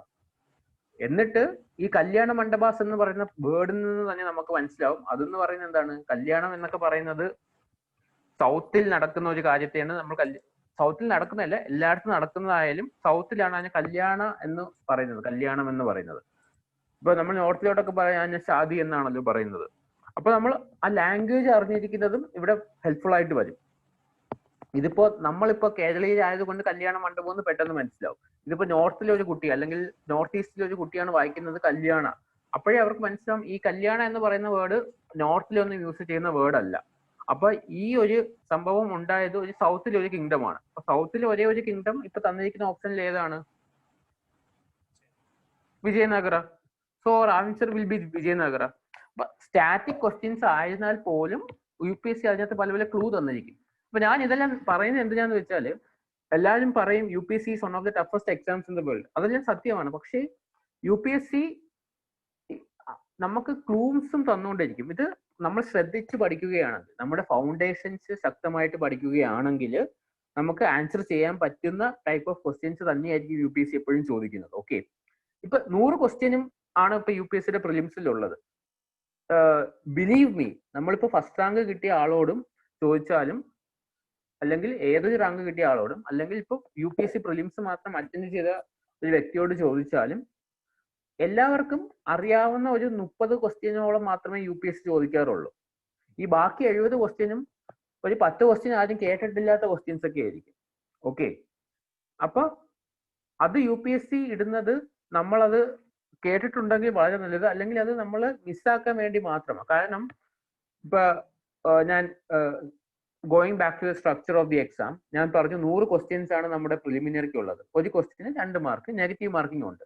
ഇപ്പൊ നമ്മുടെ സ്കൂളുകളിലൊന്നും സാധാരണ നെഗറ്റീവ് മാർക്കിംഗ് കാണാറില്ല. പക്ഷെ നമ്മൾ ഇനിയിപ്പോ എസ്പെഷ്യലി +2 കുട്ടികൾക്ക് അറിയാമായിരിക്കും, അവർ എൻട്രൻസിന് പ്രിപ്പയർ ചെയ്യുമ്പോഴത്തേക്ക്, അല്ലെങ്കിൽ കൂടുതലും എൻട്രൻസിനാണല്ലോ സയൻസ് ബാക്ക്ഗ്രൗണ്ട് വഴി പ്രിപ്പയർ ചെയ്യുന്നത്. ഈവൻ ഇഫ് കൊമേഴ്സ് കുട്ടികൾ അടുത്ത ഇതിലോട്ട് പോകുമ്പോഴും പല പല കോമ്പറ്റേറ്റീവ് എക്സാംസ് നമ്മൾ ഇനി ലൈഫിൽ എഴുതേണ്ടി വരും. അപ്പൊ അവിടെ എല്ലാം നെഗറ്റീവ് മാർക്കിംഗ് ഉണ്ട്. ഇപ്പൊ ചിലപ്പോൾ നിങ്ങളെല്ലാവരും ഏതെങ്കിലും കോമ്പറ്റേറ്റീവ് എക്സാം ഇതേപോലത്തെ സ്കോളർഷിപ്പ് എക്സാംസ് എഴുതുന്നവർക്കും അറിയാമായിരിക്കും. അപ്പൊ നെഗറ്റീവ് മാർക്കിംഗ് ഒക്കെ ഉണ്ട്. UPSCക്ക് വേണ്ട ഒരു കട്ട് ഓഫ് എന്ന് പറയുന്നത് ഒരു 120 മാർക്കൊക്കെയാണ്. അപ്പൊ 120 മാർക്ക് എന്ന് പറയുന്നത് ഒരു 60 ക്വസ്റ്റ്യൻ ശരിയായാൽ കിട്ടുന്നതാ. പക്ഷെ നമ്മൾ ചെയ്യുന്ന എല്ലാ ക്വസ്റ്റ്യൻ നമുക്ക് ശരിയാവണമെന്ന് കാണത്തില്ല. കാരണം ഞാൻ നേരത്തെ പറഞ്ഞത് നമുക്ക് അറിയാവുന്ന ഒരു 30 ക്വസ്റ്റ്യൻസ് ആയിരിക്കും UPSC ചോദിക്കുന്നത്. ഓക്കെ, അപ്പൊ ബാക്കി 70 ക്വസ്റ്റ്യനും ചിലപ്പോൾ നമുക്ക് അതിനകത്ത് കുറച്ച് കാര്യങ്ങൾ അറിയായിരിക്കും, കുറെ കാര്യങ്ങൾ അറിയത്തില്ലായിരിക്കും. ഫോർ എക്സാമ്പിൾ, ഈ ക്വസ്റ്റ്യൻ ഞാൻ ആദ്യം വായിച്ചപ്പോൾ എനിക്ക് അറിയത്തില്ലായിരുന്നു. പിന്നെയാണ് ഞാൻ കല്യാണ മണ്ഡപം സൗത്തിലായിരിക്കുമല്ലോ എന്ന് പറഞ്ഞ് നമുക്ക് ഈ ഓപ്ഷനിലേക്ക് എത്തിച്ചേരാൻ പറ്റുന്നത്. ഓക്കെ, അപ്പൊ നമ്മൾ നേരത്തെ കണ്ടു ജോഗ്രഫി, നമ്മൾ ക്ലാസ്സിൽ പഠിക്കുന്ന ജോഗ്രഫിയിൽ നിന്ന് അവർ എങ്ങനെയാണ് ക്വസ്റ്റ്യൻ ചോദിക്കുന്നത്, ഹിസ്റ്ററിയിൽ നിന്ന് അവർ എങ്ങനെയാണ് ക്വസ്റ്റ്യൻ ചോദിക്കുന്നത്. ഇത് ജസ്റ്റ് ആ കിങ്ഡംസ് എവിടെയൊക്കെയാണെന്ന് അറിഞ്ഞാൽ നമുക്ക് ആൻസർ ചെയ്യാൻ പറ്റുന്ന ഒരു ക്വസ്റ്റ്യൻ ആണ്. ഇനി നമ്മൾ ഒരു ക്വസ്റ്റ്യനും കൂടെ, ലാസ്റ്റ് ഒരു ക്വസ്റ്റ്യൻ ചെയ്യാം. ഇത് ഞാനിപ്പോ മുകളിൽ കോൺസ്റ്റിറ്റ്യൂഷൻ ക്വസ്റ്റ്യൻ എന്നാണ് എഴുതിയിരിക്കുന്നത്. ഇപ്പൊ നമ്മൾ എല്ലാവരും കോൺസ്റ്റിറ്റ്യൂഷൻ കേട്ടിട്ടുള്ളതായിരിക്കും. കാരണം എസ്പെഷ്യലി CAA വന്നപ്പോൾ എല്ലാവരും എല്ലാ ദിവസവും പത്രത്തിൽ വായിക്കുന്നതാണ് നമ്മുടെ കോൺസ്റ്റിറ്റ്യൂഷൻ. നമ്മുടെ ഇന്ത്യയിലെ എല്ലാ ലോസും നിർമ്മിച്ചിരിക്കുന്നത് കോൺസ്റ്റിറ്റ്യൂഷൻ ബേസിസിലായിരിക്കും. നിങ്ങളുടെ ഏതെങ്കിലും ഒരു NCERT ടെസ്റ്റ് എടുക്കുകയാണെങ്കിൽ, ഏത് NCERT ടെസ്റ്റ് എടുത്താലും അതിന് അകത്ത് തുടക്കത്തിൽ ഒന്നുകിൽ കോൺസ്റ്റിറ്റ്യൂഷന്റെ പ്രിയാമ്പിൾ തന്നിരിക്കും. ഇപ്പൊ ക്ലാസ്സുകളിൽ അത് പഠിപ്പിക്കുമെന്നോ അത് എനിക്ക് അറിയത്തില്ല. പഠിപ്പിക്കുമെങ്കിൽ അത് അത്രയും നല്ലത്. അല്ലെങ്കിൽ നിങ്ങൾ ഏത് NCERT ടെസ്റ്റ് ഓപ്പൺ ചെയ്താലും നിങ്ങൾക്ക് കാണാൻ പറ്റുന്നതാണ് എന്താ, ഒരു പ്രിയാമ്പിൾ തന്നിരിക്കും. ചിലതിനകത്ത് ഫണ്ടമെന്റൽ ഡ്യൂട്ടീസ് ആയിരിക്കും തന്നിരിക്കുന്നത്, ചിലതിനകത്ത് ഫണ്ടമെന്റൽ റൈറ്റ്സ് ആയിരിക്കും നൽകിയിരിക്കുന്നത്, ചിലതിനകത്ത് ചിലപ്പോൾ വേറെ എന്തെങ്കിലും കാര്യമായിരിക്കും നൽകിയിരിക്കുന്നത്. ഫോർ എക്സാമ്പിൾ ഗാന്ധിജീസ് തലീസ്മൻ അങ്ങനെ എന്തെങ്കിലും ആയിരിക്കും നൽകിയിരിക്കുന്നത്. പക്ഷേ NCERT എപ്പോഴും ഏതെങ്കിലും ഒരു സംഭവം തന്നിരിക്കും. ഓക്കെ, അപ്പൊ എന്നിട്ട് നമ്മൾ ഡീറ്റെയിൽ ആയിട്ട് പഠിക്കും. ഇപ്പൊ +1 നമ്മൾ ഡീറ്റെയിൽ ആയിട്ട് കോൺസ്റ്റിറ്റ്യൂഷനെ കുറിച്ച് പഠിക്കും. സയൻസ് സ്റ്റുഡൻസ് ചിലപ്പോൾ പഠിച്ചില്ലായിരിക്കും, ചിലപ്പോൾ ഹ്യൂമാനിറ്റീസ് ആയിരിക്കും കൂടുതലും ഇത് പഠിക്കുന്നത്. പക്ഷേ UPSC ഞാൻ നേരത്തെ പറഞ്ഞല്ലോ എല്ലാ സബ്ജക്ട്സിൽ നിന്നും ചോദിക്കും. അപ്പൊ കോൺസ്റ്റിറ്റ്യൂഷൻ ഒക്കെ എല്ലാ വർഷവും ചോദിക്കുന്ന ക്വസ്റ്റ്യൻസ് ആണ്. ഇപ്പൊ നമുക്ക് കേട്ടിട്ടുണ്ടായിരിക്കും ആർട്ടിക്കിൾ 19 എന്താണ്, അതൊരു ഫണ്ടമെന്റൽ റൈറ്റ് ആണ്. നമ്മൾ എപ്പോഴും പറയുന്ന കുറെ ഫണ്ടമെന്റൽ റൈറ്റ് ഉണ്ടല്ലോ. കാരണം ഇപ്പൊ എനിക്കിപ്പം നിങ്ങളോട് സംസാരിക്കാൻ പറ്റുന്നതും നിങ്ങൾക്ക് മറ്റൊരാളോട് ഒട്ടും പേടിയില്ലാതെ സംസാരിക്കാൻ പറ്റുന്നതും എല്ലാം കോൺസ്റ്റിറ്റ്യൂഷൻ നമുക്ക് നൽകിയിട്ടുള്ള ഫ്രീഡം ഓഫ് എക്സ്പ്രഷൻ. ഇപ്പൊ നമ്മൾ എപ്പോഴും പറയുന്നത് ഞാൻ സംസാരിക്കും, കാരണം എന്താ, എനിക്ക് ഫ്രീഡം ഓഫ് എക്സ്പ്രഷൻ എന്റെ രാജ്യം എനിക്ക് തന്നിരിക്കുന്ന ഒരു ഉറപ്പാണ്, ഫണ്ടമെന്റൽ റൈറ്റ് ആണ്, ഓരോരുത്തരുടെയും മൗലിക അവകാശമാണ്. അപ്പൊ ഇപ്പൊ ചോദിച്ചിരിക്കുന്ന ക്വസ്റ്റ്യൻ എന്താണ്, which article of the constitution of India safeguard one's right to marry, എനിക്ക് ഇഷ്ടപ്പെട്ട ഒരാളെ എനിക്ക് കല്യാണം കഴിക്കാം, ഓക്കെ എന്ന് കോൺസ്റ്റിറ്റ്യൂഷൻ തന്നെ നമുക്ക് ഗ്യാരണ്ടി ചെയ്തിട്ടുണ്ട് ഈ ഇന്ത്യയിൽ. അപ്പൊ അത് ഏത് ആർട്ടിക്കിൾ ആണെന്നാണ് ചോദിച്ചിരിക്കുന്നത്. Most of them are saying Article 21. Okay, fine. That's the right answer also. ഇത് ആർട്ടിക്കിൾ 21 ആണ്. ഓക്കെ, ഇപ്പൊ എല്ലാവരും ചോദിക്കും ഇതേപോലത്തെ വളരെ വളരെ അധികം ആർട്ടിക്കിൾസ് ഇല്ലേ, നമ്മൾ ഈ എല്ലാ ആർട്ടിക്കിൾസും കാണാതെ പഠിക്കണോ എന്ന്. അപ്പൊ ഈ ഒരു ക്വസ്റ്റ്യൻ UPSC ബേസിക്കലി ചോദിച്ചിരിക്കുന്നത് ഒരു കറണ്ട് അഫയേഴ്സ് ബേസ്ഡും കൂടി ആയിട്ടാണ്. കാരണം ഇത് 2019 ചോദിച്ചിരിക്കുന്ന ക്വസ്റ്റ്യൻ ആണ്. അപ്പോൾ ആ വർഷം എന്തുമായാലും ഒരു 99% ചാൻസ് ഉണ്ട് ഈ ആർട്ടിക്കിളിനെ പറ്റി നമ്മൾ എവിടെയെങ്കിലും എല്ലാം പത്രത്തിൽ ഒരു ഇമ്പോർട്ടന്റ് ആയിട്ടുള്ള ഇഷ്യൂ വന്നു കാണുമെന്ന്. അതെ, അപ്പോ ആ വർഷം സുപ്രീം കോടതി നൽകിയ പലതരം ജഡ്ജ്മെന്റ് ഉണ്ട്.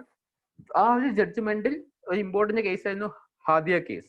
ഇപ്പൊ മലയാളികൾ എല്ലാവരും ഇപ്പോൾ സുപരിചിതമായിട്ടുള്ള ഒരു നെയിം ആയിരിക്കും ഹാദിയ എന്ന് പറയുന്നത്, റൈറ്റ്?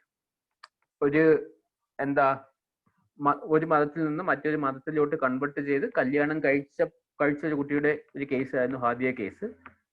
കേരളം മാത്രമല്ല, ഈ കേസ് ഒരു ഓൾ ഇന്ത്യ അറ്റൻഷൻ നേടിയൊരു കേസാണ്. അപ്പൊ അതും കൂടെ നമ്മൾ മനസ്സിൽ വെക്കണം. UPSC ഇപ്പൊ ഒരു സംസ്ഥാനത്ത് നടക്കുന്ന കാര്യം മാത്രം എടുത്ത് ചോദിക്കത്തില്ല. കാരണം ഇത് ഇന്ത്യയിലെ എല്ലാവരും എഴുതുന്ന ക്വസ്റ്റ്യൻ ആണ്. നേരത്തെ ശ്രുതി പറഞ്ഞല്ലോ, ഇത് UPSC ആണ് കണ്ടക്ട് ചെയ്യുന്ന ഒരു നാഷണൽ ലെവൽ എക്സാം ആണ്. അപ്പോൾ നാട്ടിൽ നടക്കുന്ന ചെറിയ കാര്യങ്ങളെ കുറിച്ച് അവർ ചിലപ്പോൾ ചോദിക്കാറില്ല. അത് നമ്മുടെ ഇന്റർവ്യൂവിലാണ് അവർ കൂടുതലും ചോദിക്കുന്നത്. അപ്പോൾ നമ്മുടെ ഇന്ത്യയിൽ മൊത്തം ചർച്ച ചെയ്യപ്പെടുന്ന ഇമ്പോർട്ടന്റ് കാര്യങ്ങളിൽ ഒന്നായിരിക്കും ആ വർഷം അത് ചോദിക്കാൻ ചാൻസ് കൂടുതൽ. ഓക്കെ, അപ്പോൾ 2018 19 നടന്ന ഹാദിയ കേസിൽ ആണ് സുപ്രീം കോടതി ഈ വിധി പറഞ്ഞത്. ആർട്ടിക്കിൾ 21 എന്ന് സുപ്രീം കോടതി അവിടെ എടുത്തു പറഞ്ഞിട്ടുണ്ട്. ഓക്കെ, അപ്പൊ ഞാൻ പറയുന്നത് ഇപ്പൊ നമ്മുടെ ആദ്യത്തെ ജോഗ്രഫി ക്വസ്റ്റ്യൻ കണ്ടു, അതപ്പോ നമ്മൾ സ്കൂളിൽ പഠിച്ച ക്വസ്റ്റ്യൻ ആണ്. രണ്ടാമത്തെ ക്വസ്റ്റ്യനും നമ്മൾ സ്കൂളിൽ പഠിച്ച ക്വസ്റ്റ്യൻ ആണ്. പക്ഷെ അത് അറിഞ്ഞതിൽ കൂടും ആ ഒരു കിങ്ഡംസിന്റെ ഒരു ലൊക്കേഷൻ നമ്മുടെ മനസ്സിലുണ്ടെങ്കിൽ, അതെന്ന് പറയുന്നത് വളരെ വളരെ ബേസിക്കാണ്. വിജയനഗര എന്ന് പറയുന്നത് സൗത്ത് ഇന്ത്യയിലെ ഒരു കിങ്ഡം ആയിരുന്നു, നമ്മളെ ചോള ചേറാസ് എല്ലാം പറയുന്ന പോലെ. ഇപ്പൊ ബാക്കി ഇപ്പൊ നോർത്തിലോട്ട് പോകണമെങ്കിൽ രജപുത്ത്, മൗര്യ, അതിനകത്ത് പറഞ്ഞ ചാലൂക്യ, ഒഡീസയുടെ സൈഡിലോട്ടുള്ള ഒരു കിങ്ഡം. സോ അതിന്റെ എല്ലാം ഒരു ബേസിക് ഐഡിയ ഉണ്ടെങ്കിൽ നമുക്ക് UPSC എക്സാം നമുക്ക് പെട്ടെന്ന് ക്രാക്ക് ചെയ്യാവുന്നതാണ്. സോ ഈ 3 ക്വസ്റ്റ്യൻ മാത്രമേ ഞാനിപ്പോ നിങ്ങളെ കാണിക്കുന്നുള്ളൂ. ഇപ്പൊ ചില ക്വസ്റ്റ്യൻ നമുക്കിപ്പോൾ അറിഞ്ഞിരിക്കണമെന്നോ ഇല്ല. ഓക്കെ,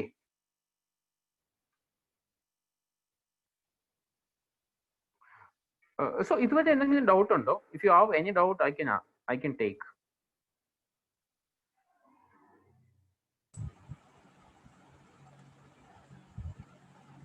ഇതുവരെ എന്തെങ്കിലും ഡൗട്ട് ഉണ്ടോ? എനി സിമ്പിൾ ഡൗട്ട് വേണമെങ്കിൽ ചോദിച്ചോ കേട്ടോ. നിങ്ങളുടെ doubt any doubt, just see me as a friend. Okay, ഇപ്പൊ ജിജോയുടെ പ്രായം ഉണ്ടെങ്കിൽ just see me as a friend. കാരണം ഇത് നിങ്ങൾ പഠിക്കുന്നതിൽ നിന്ന് വ്യത്യസ്തമായിട്ടുള്ള ഒരു കാര്യമായിരിക്കും. So ask me any doubt. കാരണം ഇപ്പൊ ബാക്കി സെഷൻസ് ഇപ്പൊ സ്കൂളിന് ഫിക്സ് ചെയ്യാൻ വേണ്ടി നിങ്ങളുടെ ഡൗട്ട്സ് ആയിരിക്കും എൻകറേജ് ചെയ്യുന്നത്. കാരണം ഇപ്പോൾ അടുത്തൊരു ഗസ്റ്റ് സ്പീക്കറെ വിളിക്കണം. അപ്പൊ നിങ്ങൾ എത്രത്തോളം ഡൗട്ട് ചോദിക്കും, നിങ്ങൾക്ക് എത്രത്തോളം യൂസ്ഫുൾ ആയിരിക്കും, അതേപോലത്തെ സെഷൻസ് ആയിരിക്കും സ്കൂൾ വെക്കുന്നത്. ഡൗട്ട് എന്തെങ്കിലും ഉണ്ടോ ഇതുവരെ? Okay, you can students, you can ask a doubts team. So doubt ചോദിക്കാനുള്ളവരെ raise hand എന്ന് പറഞ്ഞ ഓപ്ഷൻ നിങ്ങൾക്ക് അറിയാലോ, raise hand ഓപ്ഷൻ ചെയ്യുക. We'll unmute and you can talk. Okay, നിങ്ങൾക്ക് ഡൗട്ട് ചോദിക്കാൻ വേണ്ടിയുള്ള ഒരു സെഷൻ ആണ്. You can just raise hand option, use the raise hand option. And also you can post your doubts in the chat box also.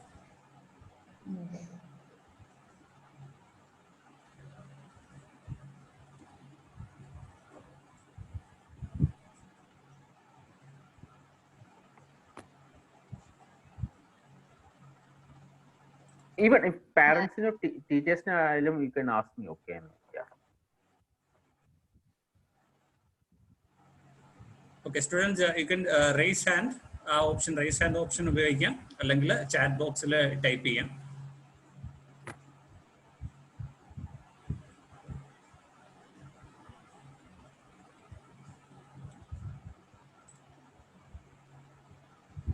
Hi everyone. Hello, yeah. Yeah, Shruti here. എന്ത് doubt ആണെങ്കിലും കുഴപ്പമില്ല, just ask him. He is here to clarify all your doubts. Civil സർവീസിനെ relate ചെയ്തിട്ടുള്ള feel free. നിങ്ങൾക്ക് ഇതൊരു interactive session അല്ലേ, ഒന്ന് free ആയിട്ട് ഇരുന്നിട്ട് ജസ്റ്റ് ആസ്ക് ഹിം. നിങ്ങൾക്ക് എന്തെങ്കിലും കണക്ടിവിറ്റി ഇഷ്യൂ ആണെങ്കിൽ just type it in the chat. I will read out the questions. Yes, Ananthakrishnan raised his hand.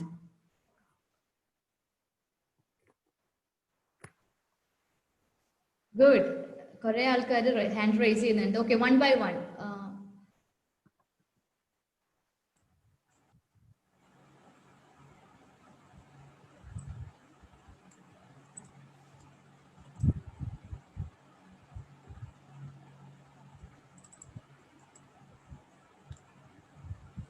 Okay, Shruti, you can unmute Taslima. Yeah, I'm trying. Yes, sir. Yes, Taslima. Yeah. എന്റെ question ഇതാണ്, പറഞ്ഞല്ലോ ഈ civil service എന്ന് പറയുമ്പോൾ അതിനകത്ത് കുറെ categories വരുമെന്ന്. അതെ, 24 സർവീസ് ആണ് അതിനകത്തുള്ളത്. അതെ, ചോദിച്ചോളൂ. അപ്പം ഇപ്പം എനിക്ക് IAS ആണ് ഇഷ്ടമെങ്കിൽ ഞാൻ ഇപ്പം സിവിൽ സർവീസ് പാസ്സായി. അപ്പൊ അങ്ങോട്ട് ഞാൻ എങ്ങനെയായിരിക്കും പോകുന്നത്? ഓരോ ഇതെങ്ങനെയായിരിക്കും എടുക്കുന്നത്? ഓക്കെ. ഇപ്പൊ ഞാൻ ഇപ്പൊ ഏത് ക്ലാസ്സിലാണ് പഠിക്കുന്നത്? ഞാൻ ഇപ്പൊ +2. Okay, +2, right. ഇപ്പൊ ഞാനിപ്പോ നേരത്തെ പറഞ്ഞു നമുക്ക് 24 സർവീസ് ഉണ്ട്. ഇപ്പൊ ഓരോ വർഷം UPSC എന്താ ചെയ്യുന്നതെന്ന് വെച്ചാല് ഈ എക്സാമിന് നോട്ടിഫിക്കേഷൻ പുറത്തിറക്കും. അതായത് ഇപ്പൊ നമുക്കിപ്പോ എക്സാം ടൈം ടേബിൾ തരത്തില്ലേ, യൂണിറ്റ് ടെസ്റ്റ് ഇന്നാണ് അല്ലെങ്കിൽ മിഡ് ടേം എക്സാം ഇന്നാണ് എന്ന്. അപ്പൊ അതേപോലെ UPSC ഒരു ടൈം ടേബിൾ ഇറക്കും. അതിനകത്ത് പ്രിലിംസ് ഡേറ്റും മെയിൻസ് ഡേറ്റും പറഞ്ഞിരിക്കും, ഇന്റർവ്യൂ ഡേറ്റ് അതിനകത്ത് കാണത്തില്ല. എന്നിട്ട് ആ ഒരു നോട്ടിഫിക്കേഷൻ പറഞ്ഞ് 100 പേജുള്ള ഒരു നോട്ടിഫിക്കേഷനാണ്. അതിനകത്ത് ഞാൻ നേരത്തെ പറഞ്ഞ സിലബസ് ഇല്ലേ, അതെല്ലാം അതിനകത്ത് വിശദമായിട്ടുണ്ട്. അതിനകത്ത് ഈ 24 സർവീസിനകത്തും ഉള്ള വേക്കൻസീസ് ഇട്ടിരിക്കും. ഓക്കെ, അപ്പൊ അതിൽ കൂടെ നമുക്ക് ആ 24 സർവീസും ഏതൊക്കെയാണെന്ന് അറിയാനും പറ്റും. ഇപ്പോൾ IAS IPS എല്ലാം. അപ്പൊ നമ്മൾ മെയിൻസ് എക്സാം പാസ്സായിട്ട് അടുത്ത സ്റ്റേജ് ആണ് എന്റെ ഇന്റർവ്യൂ. അപ്പൊ ഇന്റർവ്യൂ സ്റ്റേജിന് തൊട്ട് മുന്നേ നമ്മളൊരു ആപ്ലിക്കേഷൻ ഫോം ഒന്നുകൂടി ഫില്ല് ചെയ്യണം. അപ്പൊ അതിനകത്ത് അവര് നമ്മുടെ പ്രിഫറൻസ് ചോദിക്കും. അതെന്ന് വെച്ചാൽ നമുക്ക് ഏതാണ് ഇഷ്ടം. ഇപ്പൊ തസ്ലിമയ്ക്ക് IAS ആണ് ഇഷ്ടമെങ്കിൽ IASന്റെ അവിടെ നമുക്ക് നമ്പർ 1 എന്ന് കൊടുക്കാം. ഓക്കെ, അപ്പൊ നമ്മൾ ആ 24 സർവീസും നമ്മൾ റാങ്ക് ചെയ്യണം. ഫോർ എക്സാമ്പിൾ ഇപ്പോൾ അടുത്ത വർഷം ഇപ്പൊ +2 കഴിഞ്ഞിട്ട് ഇപ്പോൾ എഞ്ചിനീയറിംഗ് ആണ് അല്ലെങ്കിൽ ഏതെങ്കിലും കോളേജിലാണ് പോകുന്നതെന്ന് വെച്ചോ. ഇപ്പൊ കോളേജിലോട്ട് പോകുമ്പോൾ നമ്മളിപ്പോ കുറെ കോളേജിലേക്ക് പോയി പോർട്ടലിൽ കയറി ഓപ്ഷൻ കൊടുക്കുമല്ലോ. അതിന്റെ ആദ്യത്തെ ഓപ്ഷൻ ഫോർ എക്സാമ്പിൾ ഇപ്പൊ മെഡിക്കൽ കോളേജ് ഇതാണ് മെഡിസിനാ പഠിക്കുന്നതെങ്കിൽ ഞാൻ ആദ്യത്തെ ഓപ്ഷൻ മെഡിക്കൽ കോളേജ് ട്രിവാൻഡ്രം, രണ്ടാമത്തെ ഓപ്ഷൻ മെഡിക്കൽ കോളേജ് ആലപ്പുഴയ്ക്ക് നേരെ ഞാൻ 2 കൊടുക്കത്തില്ല. അപ്പൊ അതേപോലെ ഞാൻ ഇന്റർവ്യൂവിന് തൊട്ട് മുന്നത്തെ സ്റ്റേജിൽ എന്റെ പ്രിഫറൻസ്, എനിക്ക് ഏതൊക്കെ സർവീസ് ആണോ എന്റെ പ്രിഫറൻസ് അത് ഒരു റാങ്കിങ് ആയിട്ട് കൊടുക്കണം. ഇപ്പൊ IAS 1 കൊടുക്കുക, IPS 2 കൊടുക്കുക. എന്നിട്ട് ഇപ്പൊ ആ വർഷത്തെ റാങ്ക് അനുസരിച്ച് നമുക്ക് ആ സർവീസ് അലോട്ട് ചെയ്യുകയാണ് ചെയ്യുന്നത്. ഇപ്പൊ എല്ലാവർക്കും ഇപ്പോൾ റാങ്ക് ഉണ്ടെങ്കിലും IASന് ഫോർ എക്സാമ്പിൾ ഈ വർഷം 180 വേക്കൻസി ആണ് ഉള്ളത്. അപ്പൊ 180 റാങ്ക് ലിസ്റ്റിൽ 850ഓളം പേരുണ്ടെങ്കിലും 180 പേർക്കല്ലേ IAS കിട്ടത്തുള്ളൂ. അപ്പൊ ആരാണോ ഈ റാങ്കിങ് കൊടുത്തിരിക്കുന്നത് അതിന്റെ ഒരു പ്രിഫറൻസ് വെച്ചിട്ട് ആയിരിക്കും നമുക്ക് നമ്മുടെ സർവീസ് കിട്ടുന്നത്. ഇപ്പൊ ഹയർ റാങ്ക്സ് കിട്ടിയ എല്ലാവരും IAS കൊടുക്കണമെന്നില്ല. അപ്പൊ IPS ഫസ്റ്റ് ഓപ്ഷൻ കൊടുക്കുന്നവരുണ്ട്, IRS ഫസ്റ്റ് ഓപ്ഷൻ കൊടുക്കുന്നവർ വളരെ ചുരുക്കമാണ്. പക്ഷെ IFS ഫസ്റ്റ് ഓപ്ഷൻ കൊടുക്കുന്നവരും ഉണ്ട്. അപ്പോൾ നമ്മുടെ റാങ്കിങ് ഓപ്ഷനും നമ്മുടെ റാങ്കും അനുസരിച്ചാണ് നമ്മുടെ സർവീസ് തീരുമാനിക്കുന്നത്. മനസ്സിലായോ? Okay, thank you, sir. Okay, fine, thank you. Okay. So who is next?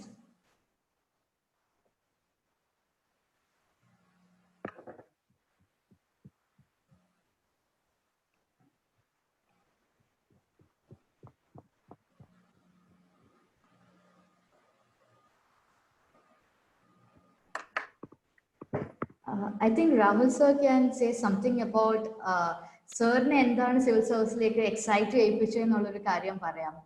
ഓരോരുത്തർക്കും ഓരോ ജേർണി ആണെന്ന് പറഞ്ഞല്ലോ. സോ ആൻഡ് ഓൾസോ ഓരോ മോട്ടിവേഷൻ ആണെന്നുള്ളത്. അണ്ടർസ്റ്റാൻഡ്. അപ്പോ ഇപ്പൊ ഞാനും ജിജോയും ആൾമോസ്റ്റ് ഒരു സെയിം പാത്താണ് ട്രാവൽ ചെയ്തിരിക്കുന്നത്, റൈറ്റ്? സോ ബിടെക് നമ്മൾ രണ്ടുപേരും ബിടെക് ചെയ്തത് എഞ്ചിനീയറിംഗ്. പിന്നെ അവിടെ നിന്ന് നമ്മൾ എന്തോ പോയി, both of us went to CAT coaching. അവിടെ നിന്ന് നമ്മൾ MBA. അപ്പൊ ഞാൻ നേരത്തെ പറഞ്ഞ പോലെ ഫോളോ യുവർ ഹാർട്ട്. അപ്പൊ ഞാൻ അത്രയും കാലം എന്റെ ഹാർട്ടിനെ ഫോളോ ചെയ്തുകൊണ്ടിരിക്കുകയായിരുന്നു. നമ്മൾ ബിടെക് പഠിച്ചു. So then I felt that I have to do an MBA. ജോലിക്ക് മുമ്പേ തന്നെ ഒരു MBA എത്തണം, MBA എടുക്കണം. ഒരു higher degree was always in my dream. എന്നിട്ടാണ് ഞാൻ ജോലിയിലേക്ക് പ്രവേശിച്ചത്. ഓക്കെ, ഞാൻ എന്റെ ഫസ്റ്റ് ജോലി ചെയ്യുമ്പോഴൊന്നും സിവിൽ സർവീസ് എന്ന് പറയുന്നത് എന്റെ ആഗ്രഹങ്ങളിലൊന്നും ഇല്ലാത്ത ഒന്നായിരുന്നു. That is the reason I came to this very very late. കാരണം ഇപ്പോൾ നിങ്ങളുടെ സിവിൽ സർവീസ് റാങ്ക് ലിസ്റ്റ് എടുത്ത് നോക്കുക, അല്ലെങ്കിൽ ഇപ്പൊ പത്രങ്ങളിലൊക്കെ നിങ്ങൾക്ക് ഇപ്പൊ കുറെ പേര് കേട്ട് കാണുമല്ലോ. അതിനകത്ത് ഒരു പേരാണ് ജോൺ ഡിക്കോത്തോ എന്ന് പറയുന്ന ഒരു കുട്ടി. I think he's from Alappuzha. John ഡിക്കോത്തോ 23-ാമത്തെ വയസ്സിലാണ് സിവിൽ സർവീസിൽ എത്തുന്നത്. ഓക്കെ, അപ്പൊ പലരും എത്തിപ്പെടുന്ന പല പല വയസ്സിലും പലരുടെ ജേർണിയും ഡിഫറെന്റ് ആയിരിക്കും. അപ്പോൾ ഞാൻ എത്തിപ്പെടാനുള്ള മെയിൻ റീസൺ എന്താന്ന് വെച്ചാൽ, ഞാൻ രണ്ടാമത് വർക്ക് ചെയ്തത് തിങ്ക്ലിങ്ക് എന്ന് പറയുന്ന ഒരു സ്ഥാപനത്തിലാണ്. ജോസ് സ്റ്റാർട്ടപ്പ്. ഓക്കെ, ഇപ്പൊ നിങ്ങൾ കേട്ട് കാണും സ്റ്റാർട്ടപ്പ് എന്ന് പറയും. ഇപ്പൊ സ്റ്റാർട്ടപ്പ് എക്കോസിസ്റ്റത്തിനകത്ത് ജോലിയെല്ലാം ഭയങ്കര അധികം സ്ട്രെസ്ഫുൾ ആയിട്ടുള്ള അല്ലെങ്കിൽ വളരെയധികം ഡിമാൻഡിങ് ആയിട്ടുള്ള ഒരു ജോലിയാണ്. ആ ജോലി ചെയ്തുകൊണ്ടിരുന്നപ്പോഴാണ് ഞാൻ ആലോചിച്ച് തുടങ്ങിയത്, why should I work only for an organisation. ഇപ്പൊ ഓർഗനൈസേഷന് വർക്ക് ചെയ്യുന്ന എന്താ തെറ്റായ കാര്യമെന്നൊന്നും അല്ല. നമ്മളൊരു ഓർഗനൈസേഷനിൽ വർക്ക് ചെയ്യുമ്പോൾ നമുക്ക് അടുത്തുള്ള നമ്മളുമായിട്ട് ഇപ്പൊ നിങ്ങളിപ്പോ ഒരു കടയിൽ പോയി സാധനം വാങ്ങുന്നു, റൈറ്റ്? അപ്പൊ ആ കടക്കാരൻ സാധനം കൊടുക്കുന്ന ആ കടയിൽ എത്തുന്ന ആൾക്കാർക്ക് വേണ്ടി മാത്രമാണ് സാധനം കൊടുക്കുന്നത്. പക്ഷെ ഗവൺമെന്റ് ഒന്നും അങ്ങനെയല്ല. ഗവൺമെന്റ് ചെയ്യുന്ന ഒരു കാര്യം എന്താ, എല്ലാവരുമാണ് എത്തപ്പെടുന്നത്. ഓക്കെ, സോ അതുകൊണ്ട് എന്തുകൊണ്ട് എനിക്കൊരു സർവീസ് മൈൻഡഡിലോട്ട് ഇറങ്ങിക്കൂടാ? അല്ലെങ്കിൽ ഞാൻ ചെയ്യുന്ന ഒരു കാര്യം എന്തുകൊണ്ട് കുറേയേറെ പേരിൽ എത്തിക്കാൻ സാധിക്കില്ല? അല്ലെങ്കിൽ ഇമ്പാക്ട് ഓഫ് ദ സൊസൈറ്റി കുറേയേറെ പേർക്ക് എത്തിക്കാമല്ലോ എന്നൊരു ചിന്തയിൽ നിന്നാണ് ഞാൻ എൻ്റെ ജോലി ഉപേക്ഷിക്കുന്നത്, പിന്നെ ഇതിലോട്ട് എത്തിപ്പെടുന്നത്. സോ പെട്ടെന്ന് ഇപ്പോൾ ഒറ്റ വാക്കി പറയുകയാണെങ്കിൽ, ഒരു ജോബ് എന്നതിലുപരി ഒരു സർവീസ് മൈൻഡഡ് ആയിട്ടുള്ള ഒരു അപ്രോച്ച് വേണമെന്ന് തോന്നിയപ്പോഴാണ് ഞാൻ ജോലി റിസൈൻ ചെയ്ത് ഇതിലോട്ട് ഇറങ്ങിയത്. ഇപ്പൊ സർവീസ് ചെയ്യാൻ സിവിൽ സർവീസ് തന്നെ വേണമെന്നൊന്നുമില്ല. എല്ലാവരും ചെയ്യുന്ന സർവീസ്, ഇപ്പൊ ഡോക്ടർ ചെയ്യുന്ന സർവീസ് ആയിരിക്കും, എഞ്ചിനീയർ ചെയ്യുന്ന സർവീസ് ആയിരിക്കും, NGOs ചെയ്യുന്ന സർവീസ് ആയിരിക്കും. പക്ഷെ ഇത് ഒരു ഒഫീഷ്യൽ ചാനലിൽ കൂടി തന്നെ നമുക്ക് വളരെയധികം ചലഞ്ചസ് നൽകി നമ്മളെ ഒരിക്കലും ബോർ അടുപ്പിക്കാതെ തന്നെ, പക്ഷെ അതേസമയം കുറേയേറെ പേർക്ക് ഹെൽപ്ഫുൾ ആവുന്ന ഒരു സർവീസ് ആകും എന്ന് കരുതിയിട്ടാണ് I left my job and chose civil service. Yeah. Thank I you, hope sir. it answers. Yeah. Yes, sir. ആരോ വേവ് ചെയ്തായിരുന്നു വൈഫ്. Okay.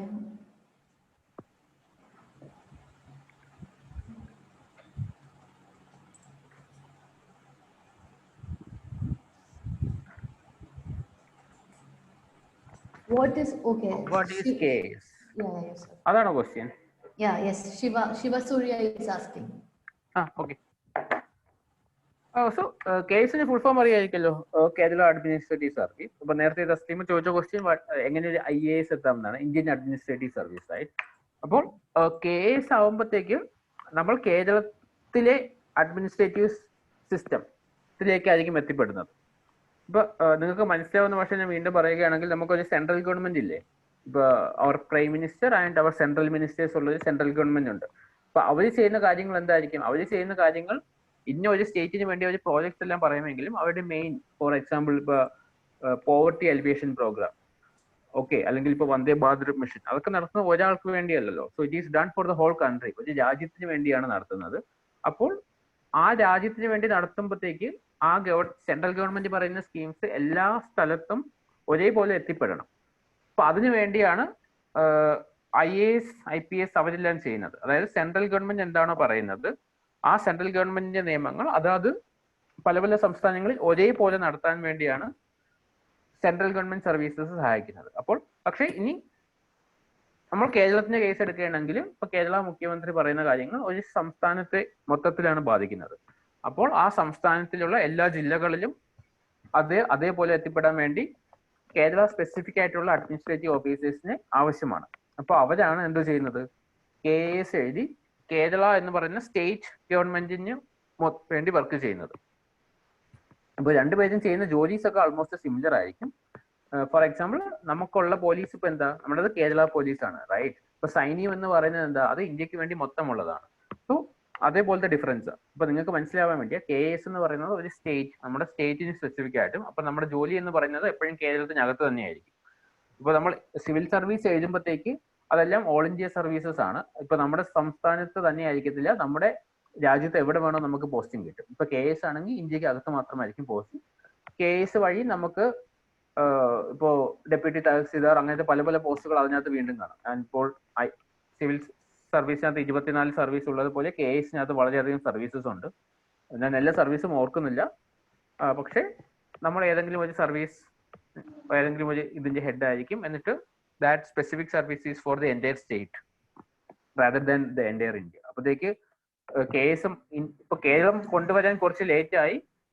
സോ ഇപ്പോൾ നമ്മൾ വേറെ സംസ്ഥാനങ്ങൾ നോക്കുകയാണെങ്കിൽ they have their own services. ഇപ്പൊ Tamil Nadu administrative service, Rajasthan administrative service, ഇതെല്ലാം വളരെ വളരെ വർഷങ്ങളായിട്ടുള്ളതാണ്. കേരളത്തിൽ ഇപ്പോൾ ഇത് ആദ്യമായിട്ടാണ് പറഞ്ഞത്, കേരള സ്പെസിഫിക് അഡ്മിനിസ്ട്രേഷൻ. അത് എഴുതാനും നമ്മുടെ ക്വാളിഫിക്കേഷൻസ് എല്ലാം സെയിം തന്നെയാണ്. ബിരുദം വേണം. പരീക്ഷയുടെ മോഡലും UPSC പരീക്ഷയുടെ മോഡലിൽ തന്നെയാണ്. ഇതുവരെ പ്രിലിംസ് മാത്രമേ നടന്നിട്ടുള്ളൂ. ഇനി മെയിൻസും അതിനുശേഷം ഇന്റർവ്യൂ. പ്രോസസ് എല്ലാം സെയിം തന്നെയായിരിക്കും.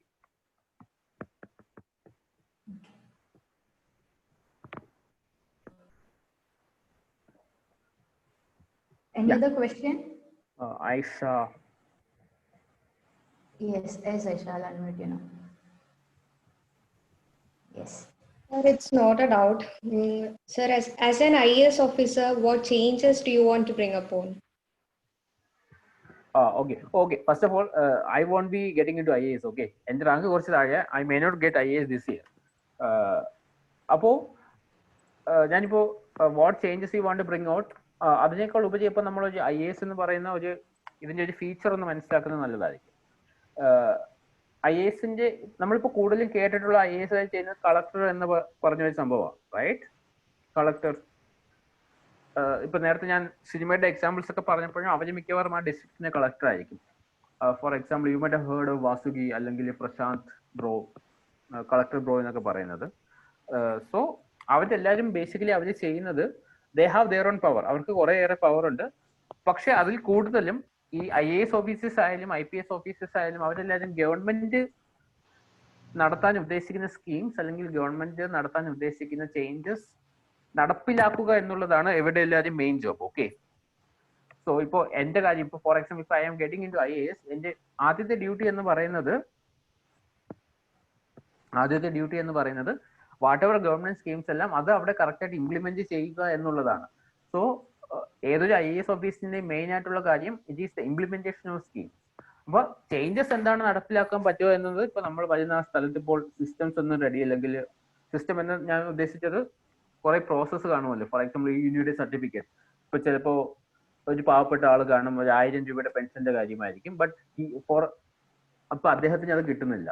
സോ അതിപ്പോ പ്രോസസ് എവിടെയെങ്കിലും തടഞ്ഞിരിക്കുകയാണെങ്കിൽ we will make sure that അതെല്ലാം പെട്ടെന്ന് നടന്ന് അദ്ദേഹത്തിന് മാത്രമല്ല ആർക്കൊക്കെയാണോ അത് കിട്ടാൻ അർഹതയുള്ളത് അവർക്ക് എല്ലാവർക്കും അത് കിട്ടുക എന്നുള്ളതായിരിക്കും. So the changes is on എന്ന് പറയുന്നത് ഇപ്പൊ കേരളത്തിനകത്താണെങ്കിൽ the process are very good.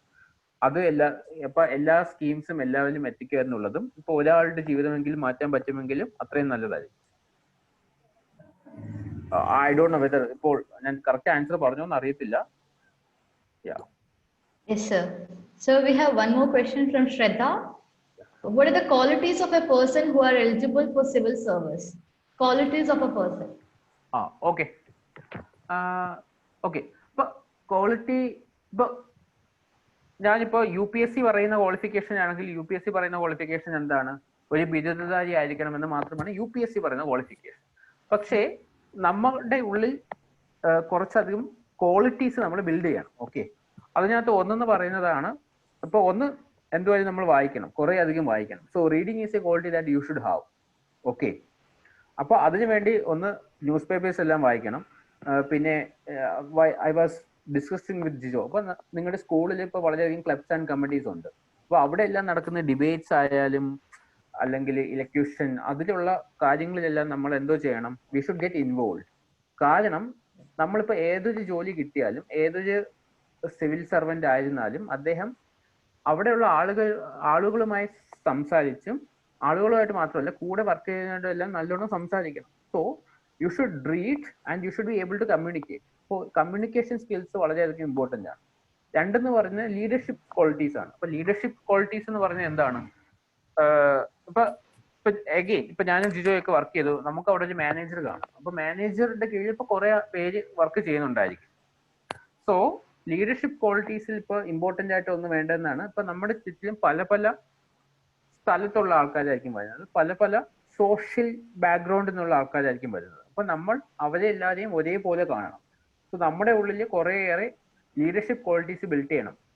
ഒന്നെന്ന് പറയുന്നത് നമ്മുടെ അടുത്ത് സഹായം ചോദിച്ചെത്തുന്നവർ ആരായാലും അവരെ സഹായിക്കണം. ഇതിപ്പോ സിവിൽ സർവീസിന് വേണ്ടി മാത്രമല്ല കേട്ടോ. To be a good citizen also you should have a lot of leadership qualities. രണ്ടെന്ന് പറയുന്നത് ഇപ്പൊ നമ്മുടെ കൂടെ വർക്ക് ചെയ്യുന്നവരും പല പല ടൈപ്പ് ഓഫ് ആൾക്കാരായിരിക്കും. ഇപ്പോൾ ഫോർ എക്സാമ്പിൾ ഇപ്പൊ കളക്ടറായിട്ട് വരുമ്പോൾ ചിലപ്പോൾ ഇപ്പൊ 23-ാമത്തെ വയസ്സ് തൊട്ട് 30 വയസ്സോ അല്ലെങ്കിൽ 31 വയസ്സ്, ചിലപ്പോൾ കളക്ടർ ആകുമ്പോൾ 35 വയസ്സ്. അപ്പൊ പലരും പല പല ഏജിലായിരിക്കും കളക്ടർ ആവുന്നത്. അപ്പൊ കൂടെ വർക്ക് ചെയ്യുന്ന ചിലപ്പോൾ ഇളയ ആൾക്കാരായിരിക്കും, ചിലപ്പോൾ മൂത്ത ആൾക്കാരായിരിക്കും. അപ്പൊ അവരുടെ പ്രശ്നങ്ങൾ ഡിഫറെന്റ് ആയിരിക്കണം. സോ ബേസിക് ആയിട്ട് പറയുകയാണെങ്കിൽ one of the good qualities you should need is that understand the need of the people.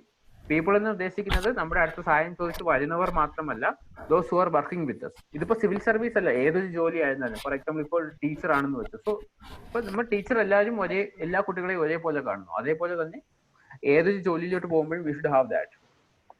രണ്ടെന്ന് പറയുന്നത് യു ഷുഡ് ബി മോട്ടിവേറ്റഡ്. കാരണം എല്ലാ ദിവസവും പല പല ചലഞ്ചസ് ആയിരിക്കും.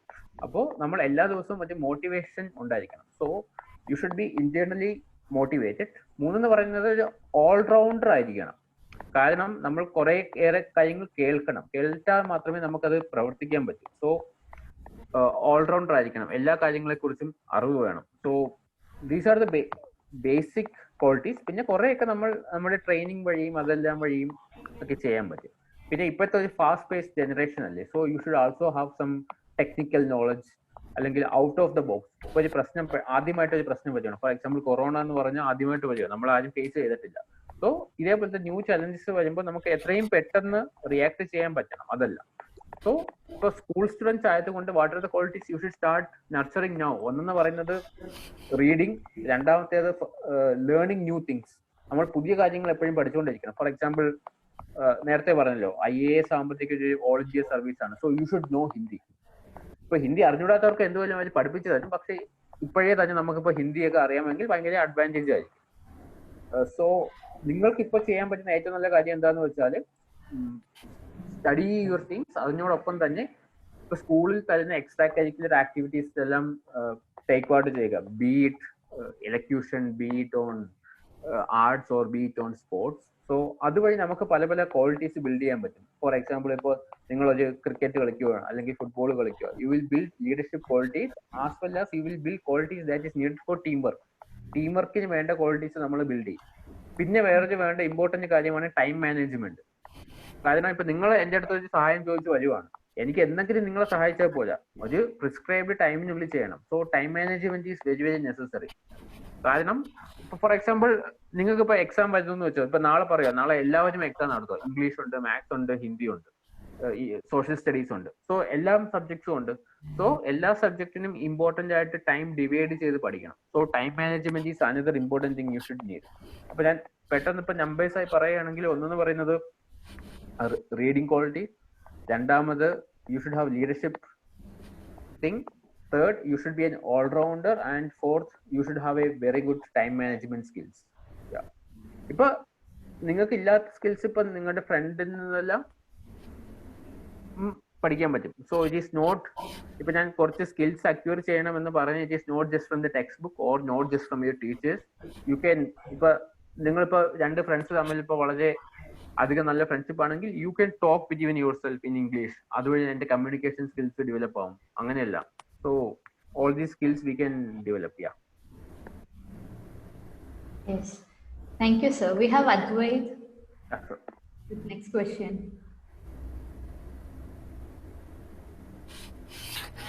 Hi Advait. Sir Yeah, hi.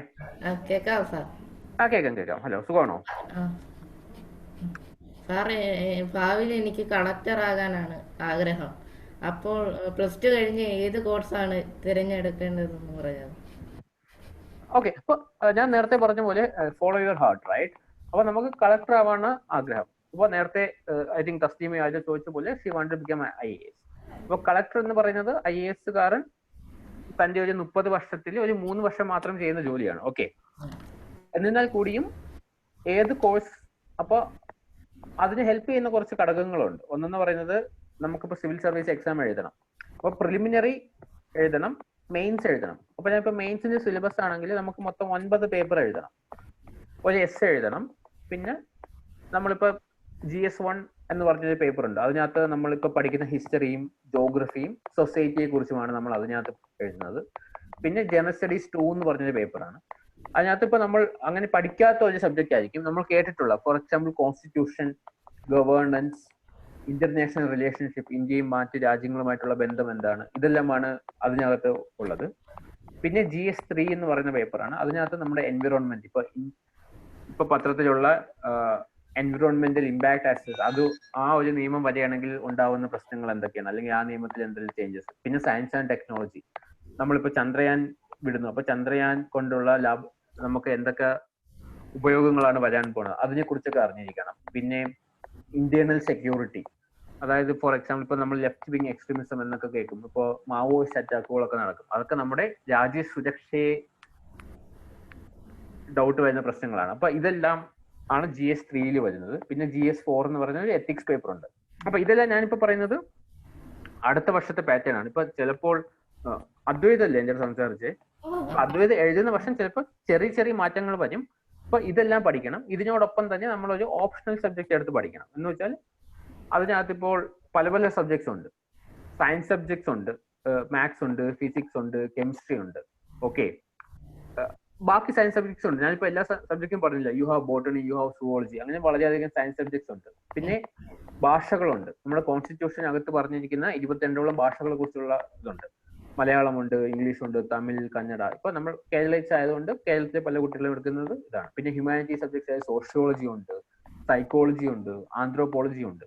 അപ്പൊ UPSC നമുക്ക് വളരെയധികം ചോയ്സസ് നൽകിയിട്ടുണ്ട്. ഓക്കെ, സോ അപ്പോ ഇപ്പൊ അദ്വൈതിന്റെ ഫൈനൽ ഇതെന്ന് പറയുന്നത് IAS ആണെങ്കിൽ അപ്പൊ ഈ പരീക്ഷയാണ് നമുക്ക് പാസ്സാവാനുള്ളത്. സോ ബേസിക് ക്വാളിഫിക്കേഷൻ ആയിട്ട് ഒരു ബിരുദം വേണം. So either you can take engineering പോലെയുള്ള സബ്ജക്ട്സ് എടുക്കാം. ഇപ്പോ ഞാൻ നേരത്തെ പറഞ്ഞ ഓപ്ഷണൽ സബ്ജക്ട്സിനകത്ത് മെക്കാനിക്കൽ എഞ്ചിനീയറിംഗ്, ഇലക്ട്രോണിക്സ് എഞ്ചിനീയറിംഗ്, അങ്ങനെ പല പല എഞ്ചിനീയറിംഗ് സബ്ജക്ട്സ് ഉണ്ട്. അല്ലെങ്കിൽ ഇപ്പോൾ അദ്വൈതിന് എഴുതാനാണ് കൂടുതൽ ഇഷ്ടമെന്ന് അങ്ങനെയാണെങ്കിൽ you can take literature subjects, BA English, BA Malayalam, അതുപോലത്തെല്ലാം എടുക്കാൻ പറ്റും. Or else if you are more into experiments and things, ഇപ്പൊ എക്സ്പെരിമെന്റ് ചെയ്യുന്നത് നല്ലതാണ്. ഇപ്പൊ സയൻസ് സബ്ജക്റ്റിനോട് ഭയങ്കര ഇഷ്ടമാണെങ്കിൽ you can take physics or chemistry. Okay, അതല്ല ഇപ്പോ എന്താ മാത്സ് പ്രോബ്ലംസ് ആണ് സോൾവ് ചെയ്യുന്നതെങ്കിൽ you can either take BSc maths, അല്ലെങ്കിൽ എന്തോന്ന് എടുക്കാൻ പറ്റും, എഞ്ചിനീയറിംഗ് എടുക്കാൻ പറ്റും. If you are more in to service oriented U can take social വർക്കിൽ നമുക്ക് ഡിഗ്രി എടുക്കാൻ പറ്റും. ഒരു ഡിഗ്രിയും അതിനുശേഷം MSW എടുക്കാൻ പറ്റും. MSW ഒക്കെ എടുത്താൽ സിവിൽ സർവീസിൽ ഭയങ്കര ഹെൽപ്ഫുൾ ആയിരിക്കും. അപ്പൊ ഞാൻ പറഞ്ഞ ഇതെല്ലാം അദ്വൈതിന് മുന്നിലുള്ള ഓപ്ഷൻസ് ആണ്. അപ്പൊ അദ്വൈത് ഇപ്പൊ ഏത് ക്ലാസ്സിലാ? 9th. സോ ഇപ്പോൾ 10th പഠിക്കുമ്പോൾ തന്നെ അദ്വൈതം എടുക്കേണ്ട ഒരു ഡിസിഷനാണ്. ഞാൻ +1 +2 സയൻസ് എടുക്കണോ വേണ്ടയോ, അത് കൊമേഴ്സ് എടുക്കണോ വേണ്ടയോ, അല്ലെങ്കിൽ ഹ്യൂമാനിറ്റീസ് എടുക്കണോ വേണ്ടോ. അപ്പൊ ഞാൻ പറയുന്നത് ഇപ്പോഴേ തന്നെ 10th ഏതെങ്കിലും ഒരു ചേട്ടനും ചേച്ചിയോ കമ്പനി ആക്കിയിട്ട് അത് കുറച്ച് 2-3 ചേട്ടനും ചേച്ചിയോ കമ്പനി ആക്കിക്കോ. So I know Jijo was telling me that there is commerce also there, right? സ്കൂളില്. അപ്പൊ അവരോട് ചോദിക്കുക, +1 കൊമേഴ്സ് അല്ലേ ജിജോ? +1 കൊമേഴ്സ് ഇല്ലേ? സോ അദ്വൈതൻ ഇപ്പൊ ഏതെങ്കിലും even if Jijo can also help you out, right? So this is one thing you should do. ഇപ്പൊ പല പല ക്ലബ്സ് ആൻഡ് കമ്മിറ്റീസിൽ വരുമ്പോൾ നമ്മൾ സയൻസ് മാത്രം പഠിക്കുന്ന കുട്ടികളല്ല, അവിടെ സയൻസ് പഠിക്കുന്ന കുട്ടികളും ഇപ്പോ സെന്റ് ഗ്രിഗോറിയസ് സ്കൂളിന്റെ കാര്യം പറയുകയാണെങ്കിൽ കൊമേഴ്സ് പഠിക്കുന്ന കുട്ടികളും ഉണ്ട്. അപ്പൊ അദ്വൈത് ചേട്ടന്മാരോടും ചേച്ചിമാരോടും ഒക്കെ ചോദിക്കുക, അവിടെ സയൻസിൽ എന്തൊക്കെയാ പഠിപ്പിക്കുന്നത്, കൊമേഴ്സിൽ എന്തൊക്കെയാ പഠിക്കുന്നത്. അപ്പൊ അദ്വൈതിന്റെ ഇഷ്ടങ്ങളും ആ പഠിപ്പിക്കുന്നതും തമ്മിൽ ഒരു കണക്ടിവിറ്റി ഉണ്ടാകുന്ന നോക്കണം, രണ്ടും തമ്മിൽ ഏകദേശം ഇതും ഓക്കെ അത് നോക്കും. അപ്പൊ അവിടെ തന്നെ നമ്മൾ ഡിസിഷൻ എടുക്കുവാണ്. അപ്പൊ കൊമേഴ്സ് ഒക്കെ എടുക്കുവാണെങ്കിൽ we cannot write engineering and medical exams, അത് രണ്ടും എടുക്കാൻ പറ്റത്തില്ല. വേറെ ഏതെങ്കിലും സ്ട്രീം ആയിരിക്കും നമ്മൾ എടുക്കുന്നത്, ബികോമോ അല്ലെങ്കിൽ അതേപോലെ എന്തെങ്കിലും പഠിച്ചിട്ടായിരിക്കും നമ്മൾ നമ്മുടെ ബിരുദം ചെയ്യുന്നത്. അല്ലെങ്കിൽ ഇപ്പോൾ അദ്വൈതന് മാത്സ് ആണ് ഇഷ്ടം, അല്ലെങ്കിൽ അദ്വൈതന് ഇപ്പോൾ ബയോളജി ആണ് ഇഷ്ടമെങ്കിൽ യു ടേക്ക് സയൻസ്. അപ്പോൾ നമ്മൾ +2 എന്താ വീണ്ടും ഒരു what we call it as depending upon the ഇത് ഇപ്പൊ സ്റ്റേറ്റ് ആണോ CBSE ആണോ അതനുസരിച്ച് you have to select a language. അപ്പോൾ അദ്വൈതന് മലയാളം ആണെങ്കിൽ മലയാളം എടുക്കുക. സോ അദ്വൈതന്റെ ഇഷ്ടങ്ങൾ ഏതാണെന്ന് ആദ്യം അദ്വൈതം മനസ്സിലാക്കുക. This is not just for Advaith, for everyone, right? So നിങ്ങളുടെ ഇഷ്ടങ്ങൾ ഏതാണെന്ന് നിങ്ങൾ മനസ്സിലാക്കുക. സയൻസ് ആണെങ്കിൽ അത് അതേപോലത്തെ സ്ട്രീംസ് എടുക്കുക. അപ്പോൾ ഞാൻ നേരത്തെ പറഞ്ഞ പോലെ UPSC പറയുന്നത് നിങ്ങൾക്ക് ഒരു ബിരുദം വേണമെന്ന് മാത്രമാണ് UPSC പറയുന്നത്. എന്നിട്ട് ഞാൻ ഇപ്പൊ പറഞ്ഞ പ്രിലിമിനറി മെയിൻസും എല്ലാം ഇതിനകത്തും എല്ലാവരും എഴുതേണ്ട കുറെ പരീക്ഷകളുണ്ട്. അപ്പൊ അത് ഏതൊക്കെയാണെന്നും കൂടെ അറിഞ്ഞിരിക്കുക. അപ്പൊ നമ്മളിപ്പോ അദ്വൈത് പഠിക്കാൻ പോകുന്ന, ആക്ച്വലി പഠിക്കുന്നതല്ല, ഡിഗ്രിക്ക് പഠിക്കാൻ പോകുന്ന സബ്ജക്ട്സ് ഓപ്ഷണൽ ആയിട്ടുണ്ടെങ്കിൽ അത് കുറച്ചുകൂടി നമ്മളെ ഹെൽപ്പ് ചെയ്യും ഒരു കളക്ടർ ആവാൻ വേണ്ടി. പിന്നെ നമ്മൾ സിവിൽ സർവീസ് എക്സാം പാസ്സായതിനു ശേഷം മുസോറി എന്ന് പറയുന്ന സ്ഥലത്താണ് ഒരു ഫൗണ്ടേഷൻ കോഴ്സ് നടത്തുന്നത്. ഫൗണ്ടേഷൻ കോഴ്സ് എന്ന് പറയുന്നത് ഇപ്പൊ നമ്മൾ 10ാം ക്ലാസ് വരെ എല്ലാ സബ്ജക്ട്സും പഠിക്കത്തില്ല. അതേപോലെ ഇപ്പൊ IAS കാരനായാലും IPS കാരനായാലും ഏത് സർവീസ് ആയാലും അവര് ബേസിക്കലി അറിഞ്ഞിരിക്കേണ്ട കുറച്ച് കാര്യങ്ങളുണ്ട്. അപ്പൊ അതൊരു 3 മാസം അവര് നമുക്ക് ട്രെയിനിങ് തരും. അതിനുശേഷം ഇപ്പോൾ നമുക്ക് ഏത് സംസ്ഥാനമാണോ കിട്ടുന്നത് അവിടെ നമ്മൾ അസിസ്റ്റന്റ് കളക്ടറായിട്ട് ഓൺ ദി ജോബ് ട്രെയിനിങ് ഒക്കെ നടക്കും. അതുവഴിയാണ് നമ്മൾ കളക്ടർ ആവുന്നത്. ഇപ്പോഴേ തന്നെ നമ്മൾ ഓർത്തിരിക്കേണ്ട കാര്യം, IASന്റെ നമ്മളൊരു 3 വർഷം ചെയ്യുന്ന ഒരു ജോലിയായിരിക്കും കളക്ടർ. അതിനുശേഷം ഇപ്പോൾ നല്ലൊരു എക്സാമ്പിൾ ആയിരിക്കത്തില്ല, പക്ഷെ നമുക്കിപ്പോൾ എല്ലാവർക്കും അറിയാവുന്ന ഒരു പേരാണ് ശിവശങ്കരൻ എന്ന് പറയുന്നത്, right? So he's chief secretary to the chief minister. അതാണ് ഒരു സംസ്ഥാനത്തിനകത്ത് നമുക്ക് എത്തിപ്പെടാൻ പറ്റുന്ന ഏറ്റവും വലിയ പൊസിഷൻ. അതേപോലെ തന്നെ ഗവൺമെന്റ് തലത്തിൽ നമുക്കിപ്പോൾ സെൻട്രൽ ഗവൺമെന്റ് ആണ് ഏറ്റവും വലിയ ഒരു ഇൻസ്റ്റിറ്റ്യൂഷൻ. അപ്പൊ അവിടെ പ്രധാനമന്ത്രിയുണ്ട്. പ്രധാനമന്ത്രിയുടെ ക്യാബിനറ്റ് സെക്രട്ടറി വരെ ആകാൻ പറ്റുന്ന റോളാണ് IAS. ഒരു 10-30 വർഷത്തെ കരിയറിനകത്ത് സബ് കളക്ടർ, അസിസ്റ്റന്റ് കളക്ടർ, പിന്നെ ഏതെങ്കിലും ബോർഡിന്റെ ഹെഡ് ആയിരിക്കും. ഇപ്പോൾ എഡ്യൂക്കേഷൻ ബോർഡ് കാണുമല്ലോ, അപ്പൊ അതിന്റെ ഹെഡുമായിട്ടൊക്കെ വരുന്നത് IAS ഓഫീസേഴ്സ് ആയിരിക്കും.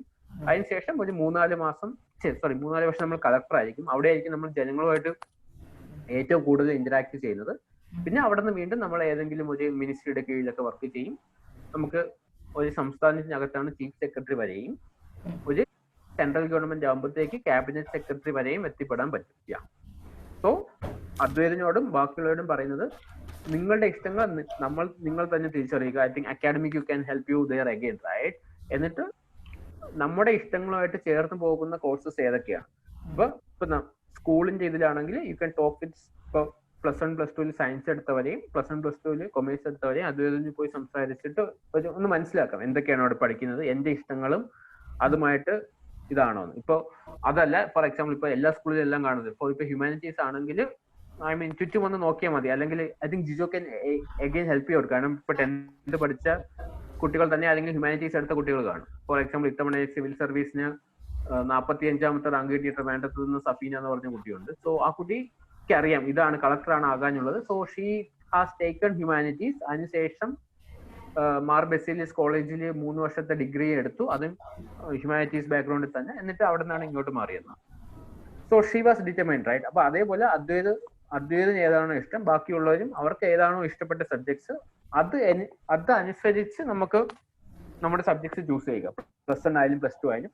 +2 കഴിഞ്ഞവർക്കാണെങ്കിൽ you decide whether you want to be an engineer or you want to be a science student അല്ലെങ്കിൽ ഒരു ആർട്സ് സ്റ്റുഡന്റ് ആവണോ എന്നുള്ളത്. സിലബസ് എന്ന് പറയാം. സിലബസ് ഞാൻ പെട്ടെന്ന് പറഞ്ഞു തരികയാണെങ്കിൽ സിലബസ് ഭയങ്കര ഡീറ്റെയിൽ ആയിട്ടുണ്ട്. പ്രിലിമിനറിക്ക് ഇപ്പൊ ഏറ്റവും കൂടുതൽ വേണ്ടത്, എനിക്ക് ഡൗട്ട് ഉണ്ടായിരുന്നു. കേൾക്കുന്നുണ്ടോ? സിലബസ് ഡൗട്ട് അല്ലേ ചോദിച്ചേ? ആ ഓക്കെ. അപ്പൊ സിലബസാ പറയുന്നത്. അപ്പൊ ആദ്യം പ്രിലിമിനറി സ്റ്റേജ് ആണ്. പ്രിലിമിനറി സ്റ്റേജിനകത്ത് ഇത് മാത്രം എന്നല്ല, ഇപ്പൊ നമുക്ക് കറണ്ട് അഫയേഴ്സ് എന്നാണ് അവര് പറയുന്നത്. എന്ന് വെച്ചാൽ ഇപ്പൊ കഴിഞ്ഞ ഒരു 1.5 വർഷം നമുക്ക് ചുറ്റും നടന്ന കാര്യങ്ങളെ കുറിച്ച് അവർക്ക് ചോദിക്കാം. ഇപ്പൊ നിങ്ങളിപ്പോ ഒരു ന്യൂ എഡ്യൂക്കേഷൻ പോളിസി വന്നത് വായിച്ചായിരുന്നു? അല്ല, അതിനെ കുറിച്ച് കേട്ടിട്ടില്ലേ? ന്യൂ എഡ്യൂക്കേഷൻ പോളിസി വന്നു എന്ന് പറഞ്ഞിട്ട് കഴിഞ്ഞ ഒരു മാസം മുമ്പ് ഒരു ന്യൂ എഡ്യൂക്കേഷൻ പോളിസി വന്നില്ലേ? നമ്മുടെ സ്കൂൾ കരിക്കുലം മാറുന്നതും സ്കൂൾ എഡ്യൂക്കേഷൻ സിസ്റ്റം മാറി ഒരു 5-3-3-4 കൺസെപ്റ്റിലോട്ട് മാറുന്നില്ല.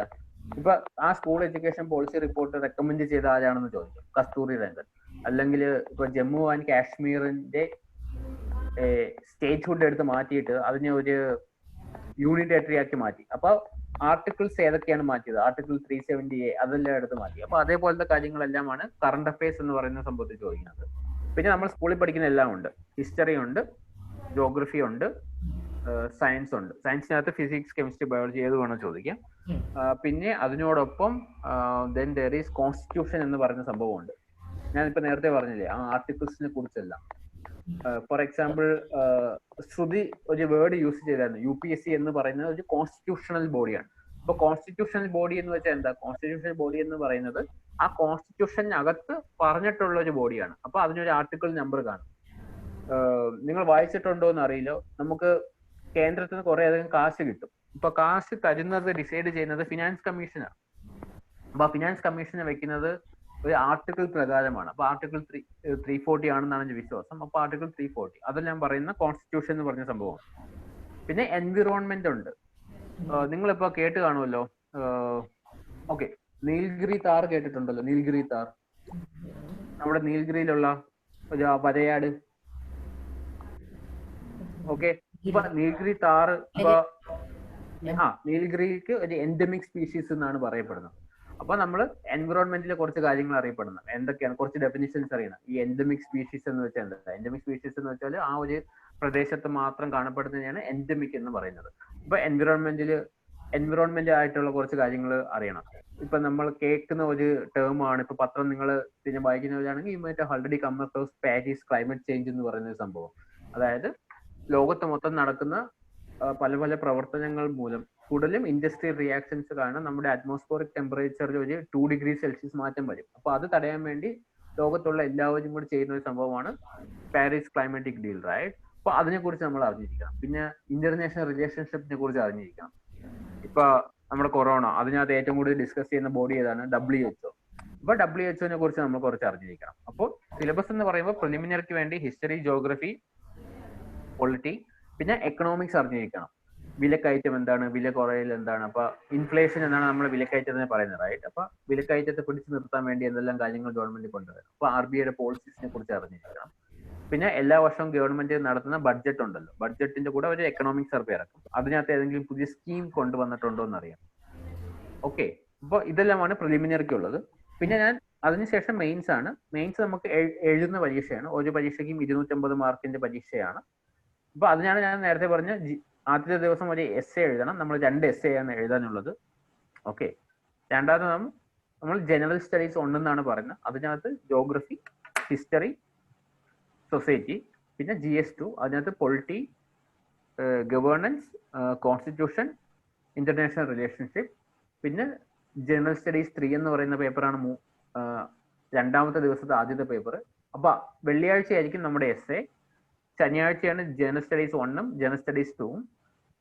അത് കഴിഞ്ഞ് ഞായറാഴ്ച ജനറൽ സ്റ്റഡീസ് 3 ആയിരിക്കും. അതിനകത്താണ് ഞാനിപ്പോൾ പറഞ്ഞ എൻവിറോൺമെന്റിനെ കുറിച്ച് പഠിക്കണം, പിന്നെ സയൻസ് ആൻഡ് ടെക്നോളജിയെ കുറിച്ച് പഠിക്കണം, പിന്നെ സോഷ്യൽ ജസ്റ്റിസിനെ കുറിച്ച് പഠിക്കണം. അതായത് നമ്മുടെ എഡ്യൂക്കേഷനിൽ എന്താണ് സംഭവിക്കുന്നത്, നമ്മുടെ ഹെൽത്തിൽ എന്താണ് സംഭവിക്കുന്നത്, അല്ലെങ്കിൽ ഇപ്പോൾ നമ്മുടെ ഇന്ത്യയിൽ പല പല സെക്ടേഴ്സ് ഓഫ് പീപ്പിൾ ഉണ്ടല്ലോ. ഇപ്പൊ നമ്മൾ വൾനറബിൾ എന്ന് പറയുന്ന സ്ത്രീകളും കുട്ടികളും ഡിസേബിൾഡുമായിട്ടുള്ള ആൾക്കാരെ കുറിച്ച് പഠിക്കണം. അവരെ കുറിച്ച് പഠിക്കണം എന്ന് ഞാൻ ഉദ്ദേശിക്കുന്നത് അവർ എന്തൊക്കെ പ്രശ്നങ്ങളാണ് നേരിടുന്നത്, ആ പ്രശ്നങ്ങൾ നേരിടാൻ വേണ്ടി ഇന്ത്യയിൽ എന്തൊക്കെ സ്കീംസ് ആണുള്ളത് അതിനെക്കുറിച്ച് ഒരു ജനറൽ ഐഡിയ വേണം. പിന്നെ സയൻസ് ആൻഡ് ടെക്നോളജിയെ കുറിച്ച് പഠിക്കണം. 4ാമത്തെ കേസിൽ നമുക്ക് എത്തിക്സ് എന്ന് പറയുന്ന ഒരു പേപ്പർ ഉണ്ട്. അതായത് നമ്മൾ കുറച്ച് വാല്യൂ സിസ്റ്റം എന്ന് നമ്മൾ എപ്പോഴും പറയത്തില്ല. ഇപ്പൊ സ്കൂളിൽ നമ്മളിപ്പോ ക്ലാസ്സിൽ പഠിപ്പിക്കുന്ന കാര്യങ്ങൾക്കൊപ്പം തന്നെ നമ്മൾ പലതരം വാല്യൂസ് പഠിക്കില്ലേ. ഇപ്പൊ സത്യസന്ധത എന്ന് പറയുന്നത്, ഇപ്പൊ honesty is A value. Integrity എന്ന് പറയുന്നത്, ഇപ്പൊ ഞാൻ ചെയ്യുന്ന ഒരു പ്രവൃത്തി ഇപ്പൊ എന്റെ അച്ഛനോ അമ്മയോ കാണുന്നു, അപ്പൊ ഞാൻ ചെയ്യുന്നതാണോ ഇപ്പൊ ആരുമില്ലാത്തപ്പോ ഞാൻ ചെയ്യുന്നത്. So that is my integrity. അങ്ങനെയുള്ള കാര്യങ്ങളെല്ലാം ചോദിക്കും.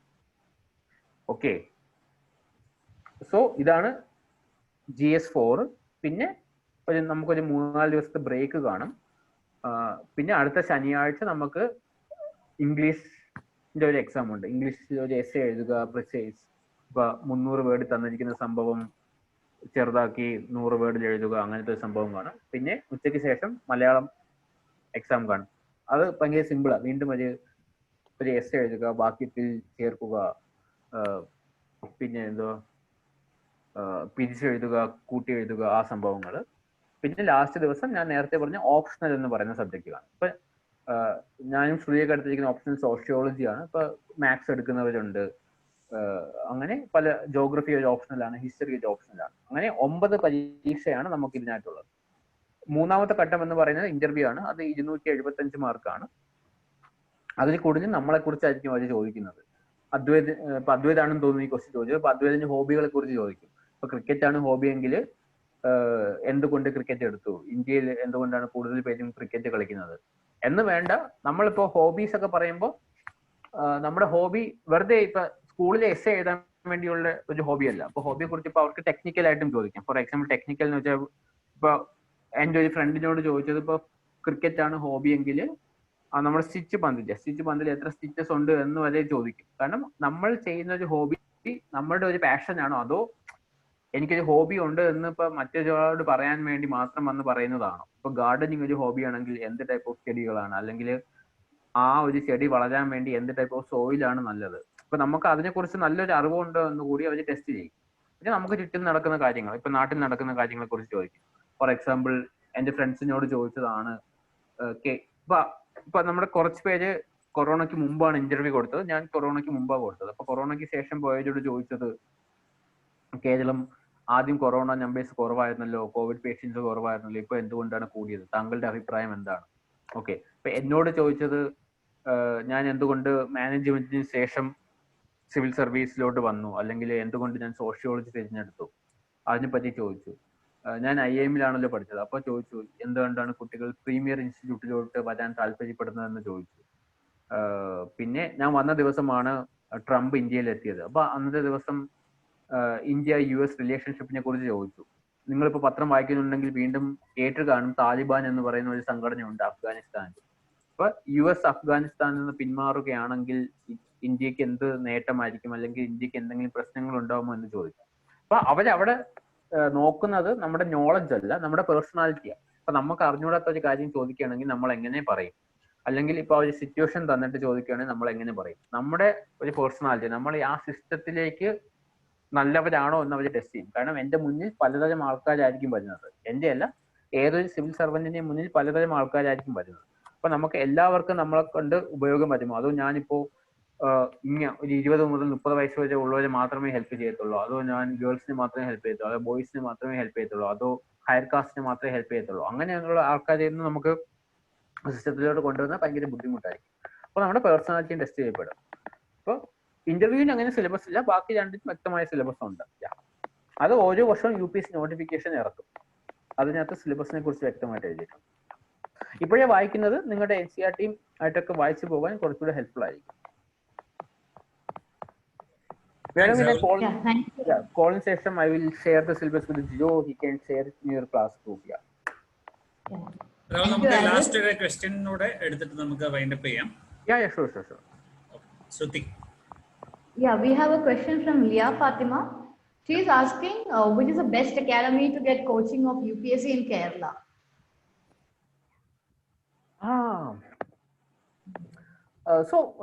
ഞാൻ അങ്ങനെ ഒരു ബെസ്റ്റ് അക്കാഡമി എന്നൊന്നും പറയുന്നില്ല. So I will just introduce you to various institute. കാരണം ഞാൻ തന്നെ ഒരു സ്ഥലത്ത് പോയല്ല പഠിച്ചത്, ഞാൻ പല പല സ്ഥലത്ത് നിന്ന് പഠിച്ചിട്ടുണ്ട്. ഇപ്പോൾ നിങ്ങൾ തന്നെ ഇപ്പോൾ ഫോർ എക്സാമ്പിൾ ഇപ്പോൾ ഹിന്ദുവിൽ എടുത്ത് നോക്കുകയാണെങ്കിൽ ഇപ്പൊ പല പല അക്കാഡമീസ് വന്ന് കുറെ എന്താ ഫോട്ടോസ് ഇട്ടിട്ടുണ്ടായിരിക്കും. ഇപ്പോൾ ഫോർ എക്സാമ്പിൾ ഇപ്പൊ ഞാൻ എന്റെ കാര്യം പറയാം, എന്റെ ഫോട്ടോ തന്നെ 2-3 ഇൻസ്റ്റിറ്റ്യൂട്ടിൽ കാണും. അതേപോലെ 45 റാങ്ക് കിട്ടിയ ആ കുട്ടിയുടേത് 2-3 ഇൻസ്റ്റിറ്റ്യൂട്ടിൽ കാണും. അപ്പോൾ ട്രിവാൻഡ്രത്ത് so there are like now 40ഓളം അക്കാഡമീസ് ഉണ്ട്. ഇപ്പോൾ സ്റ്റേറ്റ് അക്കാഡമി, നമ്മുടെ സ്റ്റേറ്റ് അക്കാഡമി എന്ന് പറഞ്ഞാൽ നമ്മുടെ ഗവൺമെന്റ് തന്നെ നടത്തുന്ന അക്കാഡമിയാണ്. അപ്പൊ അവരൊരു ചെറിയ ഒരു എന്താ എൻട്രൻസ് ടെസ്റ്റ് പോലെ നടത്തിയിട്ടാണ് അതിലോട്ട് കുട്ടികളെ എടുക്കുന്നത്. പിന്നെ ഞാൻ പഠിച്ചതെന്ന് പറയുന്നത് ഐലേൺ IAS അക്കാഡമി എന്ന് പറഞ്ഞിട്ടൊരു അക്കാഡമിയാണ്. അവിടെ നിന്ന് നമ്മൾ 25ഓളം കുട്ടികൾ ഇത്തവണ സെലക്ട് ആയിട്ടുണ്ട്. അതേപോലെ വേറൊരു അക്കാഡമിയാണ് ഫോർച്യൂൺ IAS അക്കാഡമി. അപ്പൊ ഞാൻ പറഞ്ഞല്ലോ നമ്മുടെ മെയിൻസിനകത്ത് GS പേപ്പറുകളുടെ കൂടെ തന്നെ ഓപ്ഷണൽ എന്ന് പറഞ്ഞ പേപ്പർ ഉണ്ട്. ഞാൻ ഓപ്ഷണൽ പോയി പഠിച്ചത് ജീവൻ സാറിന്റെ കീഴിലാണ്. അത് ഞാൻ ഫോർച്യൂൺ അക്കാഡമിയിലാണ് പഠിച്ചത്. അപ്പൊ പല അക്കാഡമീസിനും അതിൻ്റെതായ ഗുണങ്ങളും അതിൻ്റെതായ പ്രശ്നങ്ങളും കാണും. ഫോർ എക്സാമ്പിൾ ഇപ്പോൾ ചില അക്കാഡമിയിൽ കുട്ടികൾ ഭയങ്കര കൂടുതലായിരിക്കും. അപ്പൊ നമ്മുടെ ഒരു കോമ്പറ്റീഷൻ നമുക്ക് മനസ്സിലാവും. നമ്മൾ ഇത്രത്തോളം, കാരണം ഈ ഒരു പരീക്ഷ ശ്രുതി പറഞ്ഞ പോലെ എനിക്ക് തോന്നുന്നു ഒരു 6 ലക്ഷം, ഒരു 10 ലക്ഷത്തിൽ പരം കുട്ടികൾ അപ്ലൈ ചെയ്യും. ഇപ്പൊ ചില കുട്ടികൾ നമ്മുടെ ഒരു 6 തവണയിൽ അറ്റംപ്റ്റ് ചെയ്യാൻ പറ്റും. അറ്റംപ്റ്റ് മിസ്സാക്കണമെന്ന് പറഞ്ഞ് ചിലവർ ആവശ്യം എഴുതാറില്ല. അതുകൊണ്ട് മിക്കവാറും എഴുതുന്ന കുട്ടികൾ ഒരു 6 to 7 lakhs ആണ്. അപ്പൊ നമ്മൾ അത്രയും പേരോടാണ് കോമ്പീറ്റ് ചെയ്യുന്നത്. അപ്പൊ നമ്മളെ കുറെ കുട്ടികൾ അധികമുള്ള അക്കാഡമിയിൽ പോകുകയാണെങ്കിൽ നമ്മുടെ ഒരു കോമ്പറ്റീഷൻ നമുക്ക് മനസ്സിലാക്കാൻ പറ്റും. പക്ഷേ നമ്മുടെ ചിലപ്പോൾ ഇൻഡിവിജ്വൽ അറ്റൻഷൻ നമുക്ക് കിട്ടണമെന്നില്ല. കാരണം ഒരു സാറ് വന്നിട്ട് ഇത്രയും കുട്ടികൾ കാണുകയാണ്, റൈറ്റ്? ഇപ്പൊ നിങ്ങൾക്ക് ഒരു school teacher, sorry class teacher കാണും, നിങ്ങൾ ക്ലാസ്സിൽ 30 പേരായിരിക്കും. പക്ഷെ ഇപ്പൊ ആ ഒരു സിനാരി വേണമെന്നില്ല. ആ ക്ലാസ്സിൽ 200-250 പേര് കാണും. അപ്പോൾ ഒരു സ്പെഷ്യൽ അറ്റൻഷൻ കിട്ടുന്നത് ചിലപ്പോൾ പാടായിരിക്കും. ഇപ്പൊ വേറൊരു ഇൻസ്റ്റിറ്റ്യൂട്ടിലാണെങ്കിൽ അവിടെ 50 പേരെ ഉള്ളെന്ന് വെച്ചു. അപ്പൊ അവിടെ കോമ്പറ്റീഷന്റെ ലെവൽ അത്രത്തോളം കാണത്തില്ല. കാരണം നമ്മൾ അവിടെയുള്ള 50 കുട്ടികളുമായിട്ടാണ് നമ്മൾ മത്സരിക്കുന്നത്. നമ്മൾ പെട്ടെന്ന് ഒരു ദിവസമായിരിക്കും 6 ലക്ഷം പേരോട് മത്സരിക്കുന്നത്. അപ്പൊ ആ പ്രശ്നമുണ്ട്. പക്ഷെ എന്താണ് നല്ലത്, നമുക്കൊരു ഇൻഡിവിജ്വൽ അറ്റൻഷൻ കിട്ടും. ആ പഠിപ്പിക്കുന്ന സാറന്മാർക്ക് നമ്മളെ നല്ലവണ്ണം അറിയാമായിരിക്കും. ഓക്കെ. പിന്നെ വേറൊരു കാര്യം, ഇപ്പൊ നിങ്ങളൊരു ഇൻസ്റ്റിറ്റ്യൂഷൻ തിരഞ്ഞെടുക്കുമ്പോൾ നോക്കാനുള്ള ചില കാര്യങ്ങൾ എന്ന് പറയുന്നത് അവിടുത്തെ റിസൾട്ട് എന്തുവാനും നോക്കണം. പിന്നെ അവിടെ പഠിപ്പിക്കാൻ വരുന്ന സാറന്മാരെ കുറിച്ചൊന്ന് നോക്കണം. ഇപ്പൊ ഞാൻ ഐലേണിൽ പഠിച്ച വർഷം ഡൽഹിയിൽ നിന്ന് 3-4 ഫാക്കൽറ്റീസ് ഒക്കെ വന്നിട്ടുണ്ടായിരുന്നു. അത് ഡൽഹിയിൽ നിന്ന് വന്നത് കൊണ്ടല്ല, ഇപ്പൊ അവര് ഇപ്പൊ ഇൻഡസ്ട്രിയിൽ ഓൾറെഡി ഒരു 10-12 വർഷമായിട്ട് ഉള്ളതാണ്, റൈറ്റ്? ഇപ്പൊ നിങ്ങളിപ്പോ അടുത്ത സ്കൂൾ ചൂസ് ചെയ്യുമ്പോൾ തന്നെയും നിങ്ങൾ പലതും നോക്കുമല്ലോ. ഇപ്പൊ സ്കൂളിന്റെ റാങ്കിങ് കൊടുക്കണം. അതായത് ഇപ്പൊ 10th കഴിഞ്ഞിട്ട് +2 നിങ്ങൾ പോകുമ്പോഴത്തേക്ക് you will apply for this school, first ranking, second ranking. അതേപോലെ തന്നെ അപ്പൊ നിങ്ങളുടെ മനസ്സിൽ പലതരം ഫാക്ടേഴ്സ് കാണല്ലോ. ഈ സ്കൂളിൽ റിസൾട്ട് നല്ലതാണ്, ആ സ്കൂളിൽ ആ സാറുണ്ട്, അല്ലെങ്കിൽ ആ സ്കൂളിലെ ലാബ് നല്ലതാണ്, അല്ലെങ്കിൽ ആ സ്കൂളിലെ സ്പോർട്സ് ഫെസിലിറ്റീസ് നല്ലതാണ്. അപ്പൊ അതേപോലെ നമ്മൾ അക്കാഡമി സെലക്ട് ചെയ്യുമ്പോൾ കുറച്ചേറെ ഇത് നോക്കുക. ഒരു 5-6 അക്കാഡമീസ് ഉണ്ട് ഇപ്പൊ. എന്നിട്ട് ഇപ്പോ ആ അക്കാഡമിയിൽ പഠിച്ച കുട്ടികളുമായിട്ട് സംസാരിക്കുക. So you will get A better understanding. കാരണം ഇപ്പൊ ഞാൻ ഐലേണിൽ ഫോർച്യൂണിൽ മാത്രമേ പഠിച്ചിട്ടുള്ളൂ. അപ്പൊ ഞാനിപ്പോ വേറൊരു അക്കാഡമിയെ കുറിച്ച്, ഫോർ സ്റ്റേറ്റ് അക്കാഡമിയെ കുറിച്ച് ഞാൻ പറയുന്നത് ആയിരുന്നു തെറ്റായിരിക്കും. കാരണം ഞാൻ അവിടെ പഠിച്ചിട്ടില്ലല്ലോ. So I'm not vouching for any of the academy. But ട്രിവാൻഡ്രത്ത് ഒരു 6-ൽ പരം വളരെ വളരെ നല്ല അക്കാഡമീസ് ഉണ്ട്. ഫോർ എക്സാമ്പിൾ ശങ്കർ എന്ന് പറയുന്ന ചെന്നൈയിലെ അക്കാഡമി, അവർക്ക് ഇവിടെ സെന്റർ ഉണ്ട്. സോ ഞാൻ അവിടെ ഇന്റർവ്യൂ ഗൈഡൻസിന് പോയിട്ടുണ്ട്. പിന്നെ കേരള സ്റ്റേറ്റ് അക്കാഡമി അവിടെ പോയിട്ടുണ്ട്. പിന്നെ ALS എന്ന് പറഞ്ഞൊരു ഡൽഹിയിലെ ഒരു ഇൻസ്റ്റിറ്റ്യൂട്ട് ഉണ്ട്. അവരുടെ സാറ്റലൈറ്റ് ക്ലാസ്സസ് ആണ് നമുക്ക് ഇവിടെ കിട്ടുന്നത്. അതായത് ഡൽഹിയിൽ എടുക്കുന്ന അതേ ക്ലാസ്സസ് നമുക്ക് ഇവിടെ കിട്ടും. അപ്പൊ ഗുണം എന്താണ്, ആ ഡൽഹി അവർക്ക് ഇന്ത്യയിൽ എനിക്ക് തോന്നുന്നു എല്ലാ സംസ്ഥാനങ്ങളിലും ഇതേപോലെ സാറ്റലൈറ്റ് ക്ലാസ്സസ് ഉണ്ട്. അപ്പൊ നിങ്ങളുടെ ഒരു പരീക്ഷ നടത്തുമ്പോൾ നിങ്ങളുടെ എൻ്റയർ റാങ്കിങ് ഒരു ഓൾ ഇന്ത്യ ലെവലിലായിരിക്കും വരുന്നത്. പ്രശ്നം എന്താണ്, നിങ്ങൾക്ക് ഡൗട്ട് ചോദിക്കണമെങ്കിൽ കമ്പ്യൂട്ടറിൽ കൂടി ചോദിക്കണം. ഇപ്പൊ ഞാനും നിങ്ങളും തമ്മിലുള്ള ഒരു ഇന്ററാക്ഷൻ ഇല്ലേ, പക്ഷെ നിങ്ങളുടെ ക്ലാസ് ടീച്ചറുമായിട്ടുള്ള ഇന്ററാക്ഷൻ അത്രയും കാണില്ല. കാരണം ക്ലാസ് ടീച്ചർ നിങ്ങളുടെ മുന്നിൽ ഫിസിക്കലി പ്രസന്റ് ആണല്ലോ. അപ്പൊ അതിൻ്റെതായ പ്രശ്നങ്ങളുണ്ട്. So there are lot of academies.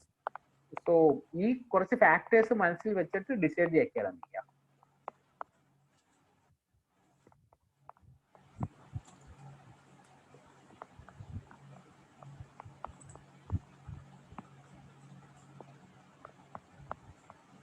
Okay, last to the a lot of students, Rahul, you can hear? Yeah, please. Okay, so a lot of students have congratulated you for cracking the UPSC exam. Oh, thanks a lot. Yeah. Okay, and even one last thing is OMR used in IAS exam എന്നുള്ളൊരു doubt. OMR sheet ആണോ എന്നുള്ളത്. അപ്പൊ ഈ വർഷം വരെയും ഇപ്പൊ ഞാൻ 2019 എഴുതിയതും ഇപ്പൊ 2020 എല്ലാവരും എഴുതാൻ പോണതും പേപ്പർ ആൻഡ് പെൻസിൽ, അതായത് OMR ബേസ്ഡ് എക്സാം ആണ് നടക്കാൻ പോണത്. ഇനിയിപ്പോ കൊറോണ ഉള്ളത് കൊണ്ടും ഇപ്പൊ ബാക്കി വളരെയധികം എക്സാംസ് ഇപ്പോൾ ഓൺലൈൻ ആയിട്ടാണ് നടത്തുന്നത്. സോ ഇപ്പൊ നിങ്ങൾ ഫോർ എക്സാമ്പിൾ ഇപ്പൊ ഞാൻ ഇപ്പൊ +2 പഠിക്കുന്ന ഒരു കുട്ടിയാണെങ്കിൽ എന്തുമായാലും ഇപ്പൊ 2020 പാസ് ഔട്ടായി 21, 22, 23 ആ 3 വർഷം ഏറ്റവും ചെറിയ ബിരുദം എന്ന് പറയുന്ന 3 വർഷത്തെയാണല്ലോ. അപ്പൊ അത് കഴിയുമ്പോൾ 2024 പ്രിലിംസ് എഴുതാനാണ് ചാൻസ് കൂടുതൽ, അല്ലെങ്കിൽ 2023 പ്രിലിംസ്. അപ്പൊ ആ വർഷം ഏതാവുമെന്ന് എനിക്ക് അറിയത്തില്ല. ചിലപ്പോൾ ആ വർഷം അത് ഓൺലൈൻ മോഡിലോട്ട് മാറാം. But don't worry about that. കാരണം ഇപ്പൊ നിങ്ങൾ വേറെ എക്സാംസ് ഒക്കെ എഴുതുമ്പോഴത്തേക്ക് അതൊക്കെ കൂടുതലും ഇതാണ്. പിന്നെ ഏതൊരു ഇതായാലും നമുക്ക് ചെറിയ വ്യത്യാസം മാത്രമേ ഉള്ളൂ. കാരണം ഞാൻ OMRൽ ഈ എക്സാം എഴുതുന്നതിനോടൊപ്പം തന്നെ ഞാൻ വേറെ കുറച്ച് ബാക്കപ്പ് ആയിട്ട് RBIയുടെ എക്സാം ഒക്കെ എഴുതിയിട്ടുണ്ട്. അത് ഓൺലൈൻ ആണ്. But so it doesn't make A huge difference. അപ്പോൾ 2023-24 ആയിരിക്കും നിങ്ങൾ എഴുതാൻ പോകുന്നത്, ഈവൻ ദ +2 സ്റ്റുഡൻറ്. അപ്പൊ ആ വർഷം OMR തന്നെ ആയിരിക്കുമോ എന്ന് ചോദിച്ചാൽ എനിക്കറിയില്ല. It can be online. ഞാൻ എഴുതിയത് OMR ആണ്. പ്രിലിംസ് മെയിൻസ് നമ്മുടെ ഡിസ്ക്രിപ്റ്റീവ്, നമ്മുടെ സ്കൂളിലെ ആൻസർ പേപ്പർ പോലെ തന്നെ. Okay, thanks Rahul.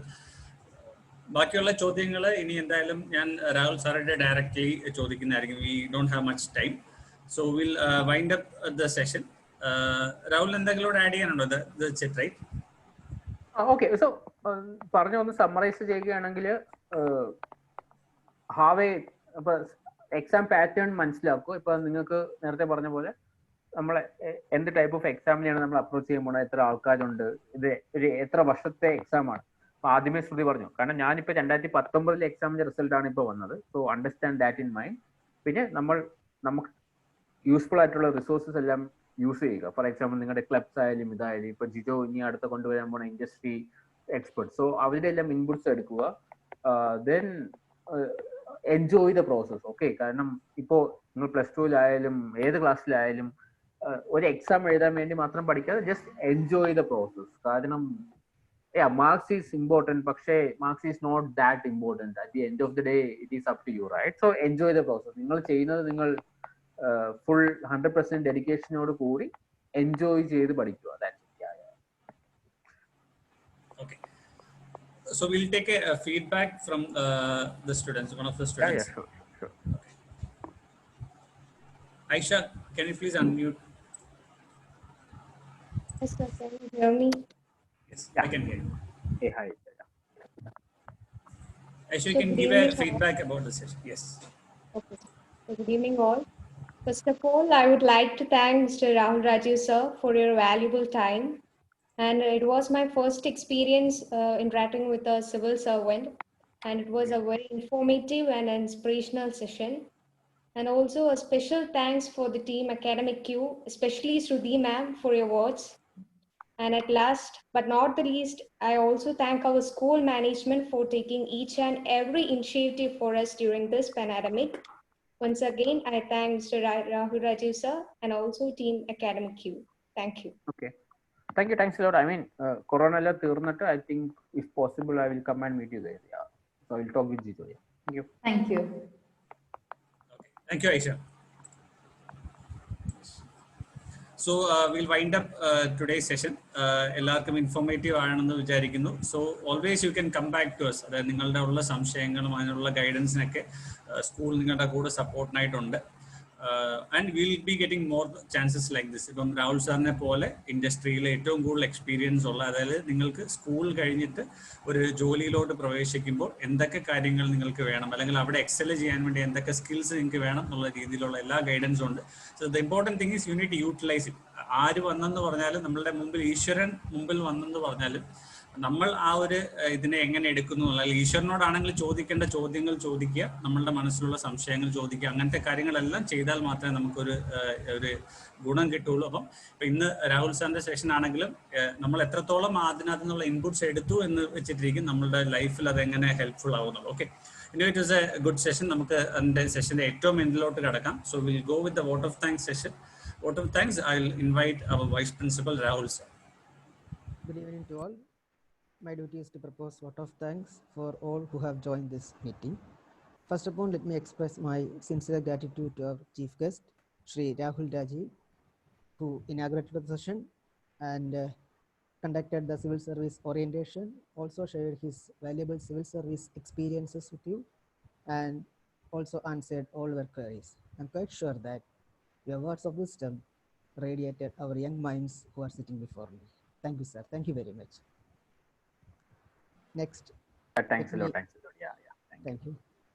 Next, let me extend my sincere gratitude to Shruti ma'am, who was the co-founder of Academic Q and also introduced our session. Thank you, ma'am. Thank you very much. Thank you, sir. Thank you.